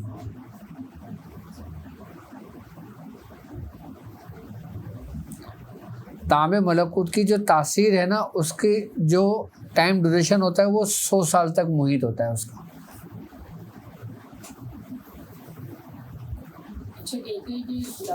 جس کے اندر شریعت، طریقت، حقیقت، معرفت، ودانیت، یہ تمام منازلیں طے ہو گئی تھیں آپ کی۔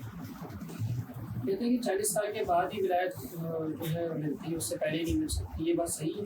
نہیں، دیکھو ولایت کا تعلق 40 سال کی عمر سے نہیں ہے۔ دیکھو پہلے تو یہ دیکھنا پڑے گا نا کہ ولایت ہے کیا، ولایت کسے کہتے ہو آپ؟ اگر ولایت کو دیکھیں نا تو ایک واو کے اوپر زبر ہے اور ایک واو کے نیچے زیر ہے، ایک ولایت ہے ایک ولایت ہے۔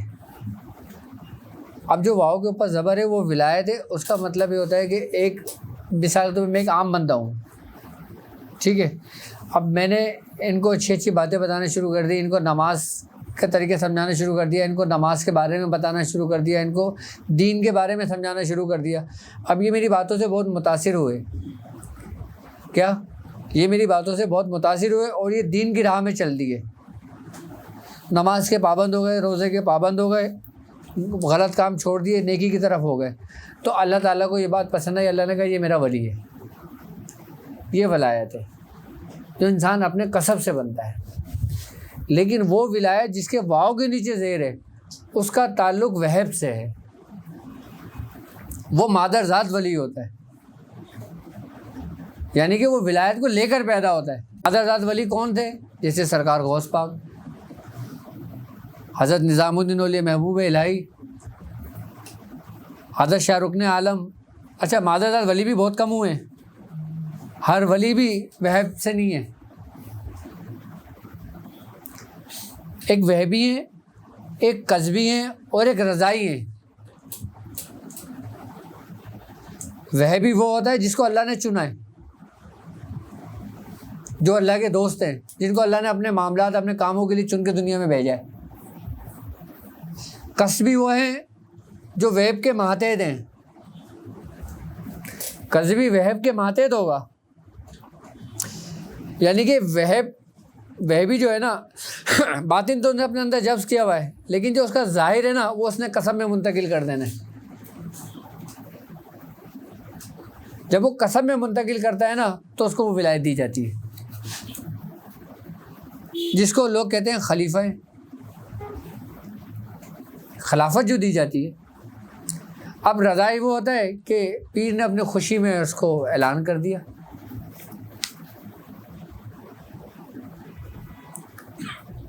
تو ولایت بھی جو نا اپنی مرضی سے نہیں ملتی، بھائی آپ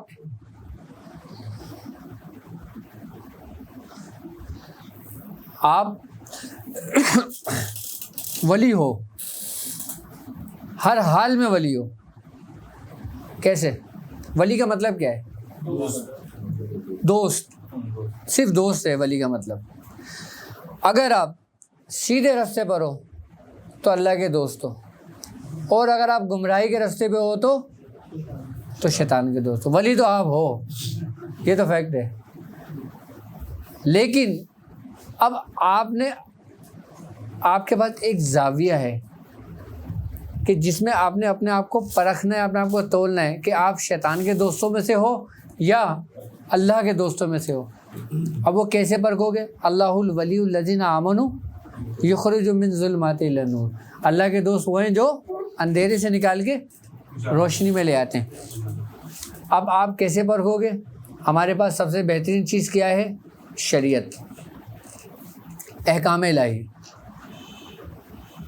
آپ شریعت کے آئینے میں اپنے آپ کو دیکھ لیں. اگر آپ اس میں 20% بھی اترتے ہیں نا تو آپ اللہ کے دوستوں میں سے ہیں. 100% تو چھوڑ دیں. 10% بھی آپ اس میں اترتے ہیں نا تو آپ اللہ کے دوست ہیں. 5% بھی اترتے ہیں تو آپ اللہ کے دوست ہیں. 1% بھی اترتے ہیں تو آپ اللہ کے دوست ہیں. لیکن 1% جو نکلتا ہے نا وہ ایمان ہے.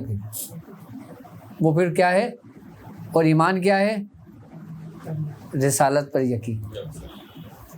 وہ چیز آپ میں سے نکل جاتی ہے نا تو پھر آپ 100% شیطان کے دوستوں میں سے ہیں. اور اگر آپ کچھ بھی نہیں کرتے، آپ کے دل میں سرکار دو عالم صلی اللہ علیہ وآلہ وسلم کی محبت زندہ ہے تو یقیناً آپ ان کے راستے پہ چل پڑو گے ایک وقت میں آ کے، تو آپ اللہ کے دوستوں میں سے ہو. اور والذین کفروا اولیاءہم طاغوت یخرجون من نور، اور شیطان کے دوست وہ ہیں جو اندھیرے سے نکال کے روشنی میں لے جاتے ہیں. شیطان جب تمہیں اندھیرے سے روشنی سے نکالے گا نا تو وہ سب سے پہلے تمہارے دلوں میں سے جو نا سرکار دو عالم صلی اللہ علیہ وآلہ وسلم کی محبت کو ختم کرنے کی کوشش کرے گا. اور سرکار دو عالم کی محبت اس امت کے لیے سمجھ لیں کہ ایک ایسا تحفہ ہے اور ایک ایسا ایمان کامل ہے کہ ایک دیہاتی شخص بھی اور ایک عالم شخص بھی آپ کی شان میں ایک ذرہ برابر بھی غصہ برداشت نہیں کر سکتا. وہ چاہے نماز پڑھتا ہو یا نہ پڑھتا ہو، چاہے روزے رکھتا ہو یا نہ رکھتا ہو، لیکن آپ کی محبت میں بڑا پختگی ہوگی تو آپ اللہ کے دوستوں میں سے آ جاؤ گے.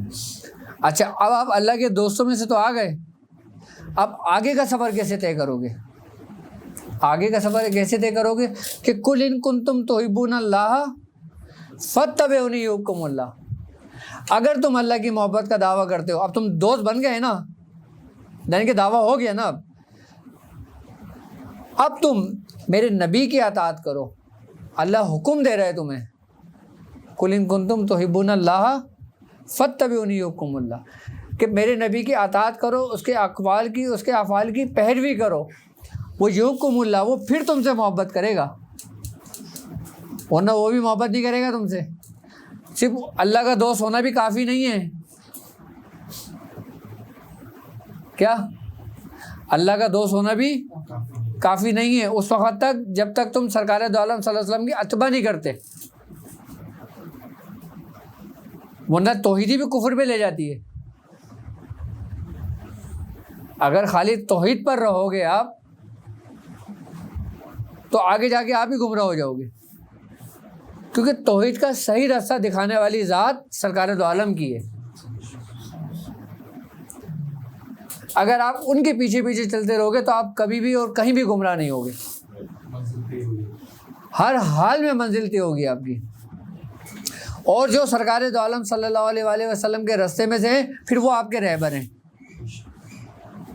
پھر وہ آپ کے پیران عظام ہیں، پھر وہ اولیاء کرام ہیں. پھر اللہ تعالیٰ کہتا ہے آج کے دن کو نہ کسی قسم کا کوئی ڈر ہے نہ کوئی خوف ہے. الا ان اولیاء اللہ لا خوف علیہم ولا هم یحزنون، کہ وہ کامیاب ترین لوگ ہیں، پھر وہی کامیاب ہیں. ایک سوال ہے ہاں یہ زکوٰۃ کے دوران جو ہے ٹائم اور وقت کی پابندی ضروری ہے یا 15-20 منٹ اور لباس کا استعمال وہ ایک ہی رکھنا ہے یا اس کا؟ دیکھو ہم کسی چیز کی ٹائم کا تعین کرتے ہیں یا ایک وقت مقرر کرتے ہیں تو ہماری نظر میں اس کی اہمیت بڑھتی ہے. اب فجر کی نماز تم فجر میں پڑھو گے نا, عشاء میں تو جا کے نہیں پڑھو گے مسجد میں. ہر چیز کا ایک وقت ایک ٹائم مقرر ہے. اگر تم نے مثال کے طور پہ کوئی عمل شروع کیا ہے, اگر تم رات کو 9 بجے بیٹھتے ہو تو تم کوشش یہ کرو کہ 9 بجے ہی بیٹھو, 9:30 بجے ہو جائے, کبھی 10 بجے ہو جائے, لیکن اپنا پورا فوکس کرو کہ اپنے سارے کام اس وقت ختم کر کے 9 بجے بیٹھ جاؤ اپنا. یہ نہیں کہ آج 9 بجے بیٹھ گئے, کل رات کو 4 بجے تہجد میں بیٹھ گئے اور پھر آپ نے عشاء کی نماز پڑھنے کا فوراً بیٹھ گئے اور پھر بعد میں آپ نے پورا کیا اور آپ نے کہا حضور آپ نے تو فرمایا تھا کہ عشاء سے فجر کے درمیان پڑھ لینا, تو میں نے آپ کی تو بات مانی ہے. عشاء میں بھی پڑھا, تہجد میں بھی پڑھا اور فجر میں بھی پڑھا. تو ایسا نہیں کرنا بھائی. خلافت میں اور ولایت میں کیا فرق ہوتا ہے؟ ہر خلیفہ ولی ہوتا ہے, ہر خلیفہ کو ولایت دی جاتی ہے؟ نہیں, خلافت ایک الگ چیز ہے, ولایت ایک الگ چیز ہے. ہر خلیفہ ولی نہیں ہوتا, لیکن ہر ولی کے بعد خلافت ہوتی ہے. خلافت بیسیکلی ہے کیا؟ خلافت بیسیکلی ایک انعام ہے. ایک شخص نے ایک شخص کی خدمت کی یا ریاضت کری یا عبادت کری, اس نے خوش ہو کر کہا کہ یار یہ میرا تحفہ ہے یا یہ میرا خلیفہ ہے. اچھا, خلافت بھی 3 ہی طریقے پہ ہوتی ہے. ایک خلافت وہبی ہوتی ہے, ایک خلافت قذبی ہوتی ہے اور ایک خلافت رضائی ہوتی ہے. اچھا, رضائی خلافت یہ ہوتی ہے کہ شیخ اپنی مرضی سے جس کو چاہے دے دیتا ہے. اچھا, قصب سے یہ ہوتی ہے کہ آپ نے سورہ قریش پہ کمال کی ریاضت کری, آپ اپنے عروج کو پہنچے, آپ کا شیخ آپ سے خوش ہوا, اس نے بولا یہ میرا خلیفہ ہے, یہ خلافت ہو گئی. خلافت اعظم بھی کوئی چیز ہے؟ خلافت اعظم بھی ہے, خلافت باطن بھی ہے. ہاں, یہ خلافت کی کئی اقسام ہیں, لیکن وہ اسٹیپ بائی اسٹیپ. اچھا, جو خلافت وہبی ہوتی ہے نا, وہ یہ ہوتی ہے کہ باقاعدہ طور پہ حکم ہوتا ہے بزرگوں کا کہ فلاں شخص تمہارے پاس آ رہا ہے, آپ اس کو خلافت دے دیں. خلافت بیسیکلی اجازت ہی تو ہے, اور اجازت کیا ہے؟ اجازت ہی سب کچھ ہے. سب کچھ اسی میں ہے. اجازت کے اندر محفوظ توجہ بھی ہے, اجازت کے اندر محفوظ روحانیت بھی ہے, اجازت کے اندر پوشیدہ امر ربی بھی ہے. میں نے روحانیت کو پتہ ہے کس چیز میں پایا؟ میں نے روحانیت کو کبھی نے پایا نا تو صرف اور صرف شیخ کے امر میں, بس اس کے بعد کچھ بھی نہیں ہے. صحیح بات ہے, بالکل بجا. اس کے حکم میں, اس سے ہٹ کر میں نے کہیں نہیں پایا. بس کیوں؟ کیونکہ آپ تو اندھے گونگے بہرے ہیں نا. آپ کو بینائی کس نے دی؟ آپ کو بصارت کس نے دی؟ بینائی کس نے دی؟ آپ کو سماعت کس نے دی؟ آپ کو گویائی کس نے دی؟ آپ کے شیخ نے. اچھا, شیخ بھی 3 تناؤں پہ دیتا ہے. ایک پہلے توجہ اصلاحی کے ذریعے دیتا ہے, ایک توجہ اتحادی کے ذریعے دیتا ہے, ایک توجہ منتقلہ کے ذریعے دیتا ہے. اس کے بھی درجے ہیں. ہاں, توجہ اصلاحی کے ذریعے جو تمہیں دیتا ہے نا, وہ تمہاری پہلے رہنمائی کرتا ہے, تم کو پہلے وہ بیس بتاتا ہے, بنیادی چیزیں بتاتا ہے, تمہیں ہدایت کی طرف لے کر آتا ہے, تمہارے باطن کو پاک کرتا ہے, تمہارے دل میں رب کی محبت جگاتا ہے. شیخ کا کام صرف اور صرف اللہ رب العزت کی یاد کو جگانا ہے. جس کی آواز تم نے ازل میں سنی تھی, تم اس سے غافل ہو کے بیٹھ گئے, وہ اس آواز کو لوٹاتا ہے شیخ. جب وہ اس آواز کو لوٹا دیتا ہے اور تمہاری سماعت اس کو سن لیتی ہے تو تمہارا من اندر سے روشن ہو جاتا ہے, تم پہچان لیتے ہو بھائی اصل کو جائے گا نا. اب ایک زعفران کا درخت ہے, اس کو آپ کیکر کے درخت میں لگاؤ گے, اس کے بکل کو لگے گا؟ کبھی بھی نہیں لگے گا. لیکن جہاں پہ زعفران کا پودا ہوگا اس کی زمین میں سے بھی خوشبو آئے گی, اس علاقے میں سے بھی خوشبو آئے گی, اس کے پودے میں سے بھی خوشبو آئے گی, اس کی ٹہنیوں میں سے بھی خوشبو آئے گی, اس کی ہر چیز سے خوشبو آئے گی, یہاں تک کہ جو اس کے ساتھ صحبت میں رہتا ہوگا اس میں سے بھی خوشبو آ جائے گی. تو یہ ہے توجہ اصلاحی. جب یہ چیز مکمل ہوتی ہے نا پھر شیخ جو ہے نا پھر وہ خلافت دیتا ہے. اچھا خلافت دینے کے بعد اس کی ذمہ داریاں بڑھ جاتی ہیں. اچھا ایک ہوتا ہے مرید, ایک ہوتا ہے خلیفہ. مرید اور خلیفہ میں بہت فرق ہے. جب تک میں مرید تھا نا میں آزاد تھا. جب تک میں مرید تھا نا میں آزاد تھا. میں ہر قسم کے کام کیا کرتا تھا, ہر کیس میں ہاتھ ڈال دیا کرتا تھا, ہر طریقے کے میں معاملات میں گھس جایا کرتا تھا. مجھے کسی چیز کا کوئی ڈر و خوف و خطر نہیں ہوا کرتا تھا. لیکن جب خلافت ہوتی ہے نا تو بھی حد باندھی جاتی ہے.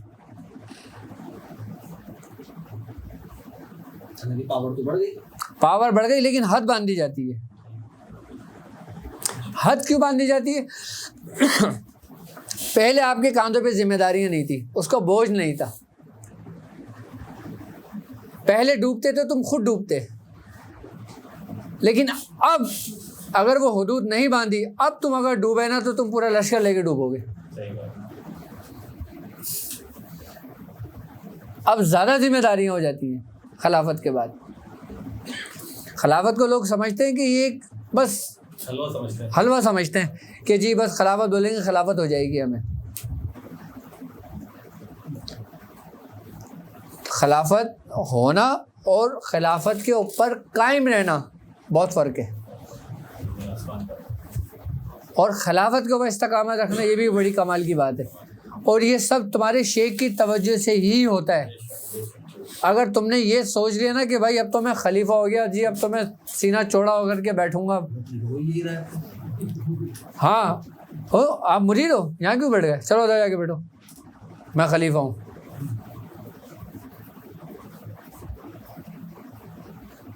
تو وہ سمجھ لو کہ اس کی بربادی کا وقت ہو جاتا ہے. خلافت کا بوجھ سنبھالنا بھی آسان نہیں ہے.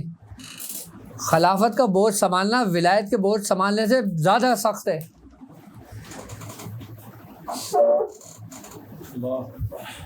کیوں؟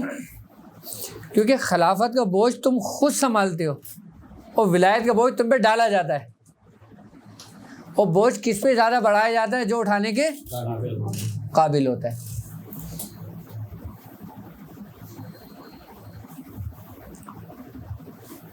تو یہ سب کچھ سارا کس کے ہاتھ میں ہوتا ہے؟ شیخ کے ہاتھ میں ہوتا ہے. میں کہتا ہوں آپ لوگ کچھ بھی نہیں کرنا, کیا صرف اپنے شیخ سے محبت رکھنا. یہ میرا دعویٰ ہے کہ آپ لوگ کامل ہو جاؤ گے. کیا آپ کچھ بھی نہیں کرنا, صرف اپنے شیخ سے محبت رکھنا, آپ کامل ہو جاؤ گے. اور ایسے کامل ہوگے کہ جو کسب والے لوگ ہوں گے نا وہ رش کریں گے یار کہ کاش ہم بھی ہوتے. محبت کس طرح رکھی ہے؟ محبت یہ نہیں کہ میں تم سے محبت کرتا ہوں. آپ نے مجھے بولا کہ میں تم سے محبت کرتا ہوں, اس کا کیا دعویٰ ہے؟ کوئی دلیل کیا ہے اس کی؟ اب تم مجھ سے دعویٰ کر رہے ہو نا مجھ سے محبت کا, تو یہاں پہ دلیل کیا ہے؟ دلیل یہ ہے کہ تم فروٹ لے آؤ گے, مٹھائی لے آؤ گے, ہار لے آؤ گے, پھول لے آؤ گے, لفافے لے آؤ گے, یہ دلیل ہے؟ نہیں. آج کل لوگ اس کو دلیل سمجھتے ہیں, جبکہ یہ دلیل نہیں ہے, گمراہی ہے. یہ محبت یہ ہے کہ آپ اپنے اندر اپنی شیخ کی عادتوں کو اپنا لیں, اس کی صفات اس اپنے اندر پیدا کر لیں. کہ آپ کا چلنا پھرنا اٹھنا بیٹھنا بات کرنا سوچنا آپ کی شکل تک آپ کے شیخ کی طرح ہو جائے کہ لوگ آپ کو دیکھ کے بولیں یار یہ فلاں کا مرید لگتا ہے مجھے، فلاں کا شیخ ہے۔ میں تو خاموش ہوں، حالت میری خاموش نہیں، ہاں جو مجھے دیکھتا ہے نام تیرا لیتا، نام تیرا، یہ ہے محبت۔ اچھا جب تک تم نقل نہیں کرو گے نا تم اصل تک نہیں پہنچو گے۔ اب جب تم نقل کرو گے نا 10 لوگ تمہیں ٹوکیں گے بھی، 10 لوگ تمہیں برا بھلا بھی کہیں گے، لوگوں نے ان کی برابری کر رہا ہے حضرت کی، ایسا ہی ہے نا۔ لیکن وہ برابری نہیں ہے، وہ نقل ہے۔ پھر انسان نقل بھی ایک دن اپنے اصل پہ پہنچ جاتا ہے، اور جب اصل پہ پہنچتا ہے تو جو لوگ بول رہے ہوتے ہیں نا وہ وہیں کے وہیں کھڑے ہوتے ہیں کولو کے بیل کی طرح، اور وہ محبت کرنے والا بازی لے جاتا ہے۔ کولو کا بیل سمجھتے ہو؟ ہاں، کہ اس کی آنکھوں پہ پٹی باندھی اور وہ سمجھتا ہے کہ میں پورے دن بھر میں کتنا چلاؤں۔ تو یہ بات ہے۔ چلیں کیا ہاں یہ بھی محبت ہی کی علامتوں میں سے ایک علامت ہے، ضرور۔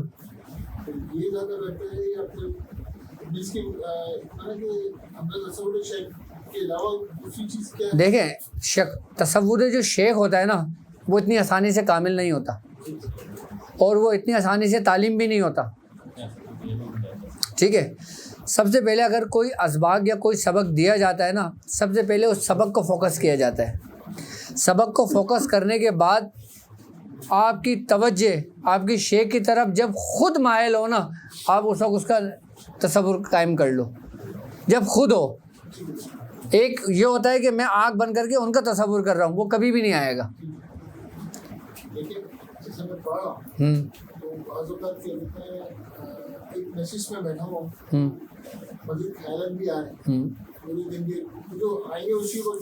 ہاں ہاں اس چیز کو بچنے کے لیے اس چیز کرنے کے لیے اپنی پڑھائی پہ فوکس کرنے سبق پہ فوکس کرنے کے لیے کیا کرنا چاہیے؟ میڈیٹیشن، ڈاٹ کی پریکٹس۔ ڈاٹ کی پریکٹس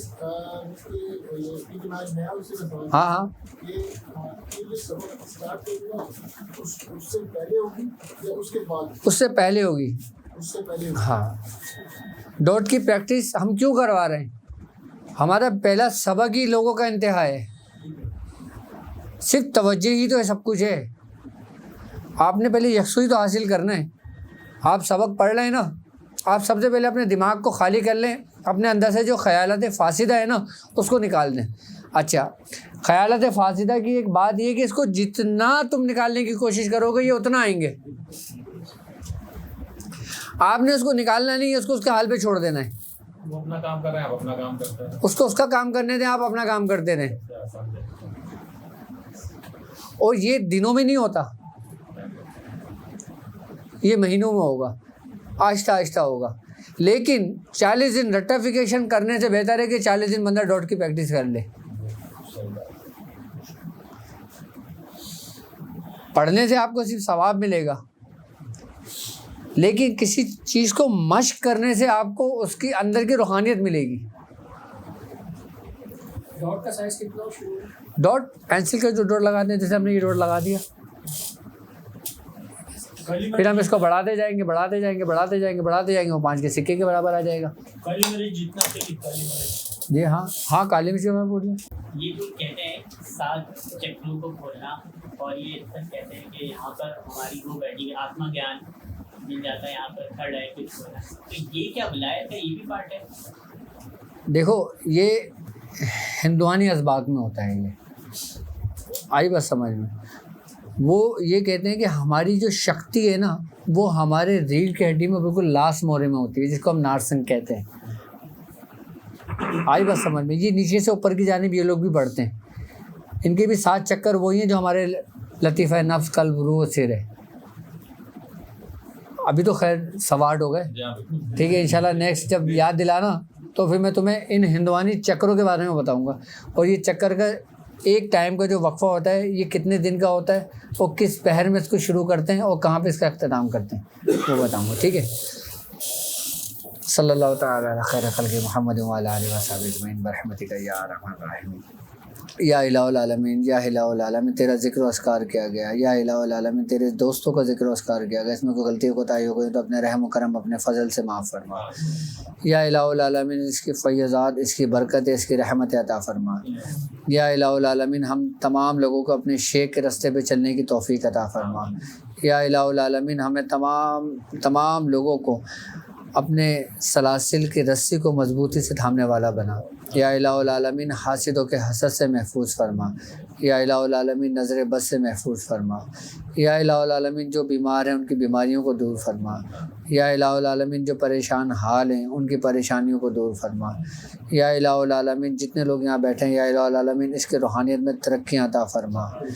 یا الہ العالمین ہمارے اندر سے اندھیرے کو دور فرما۔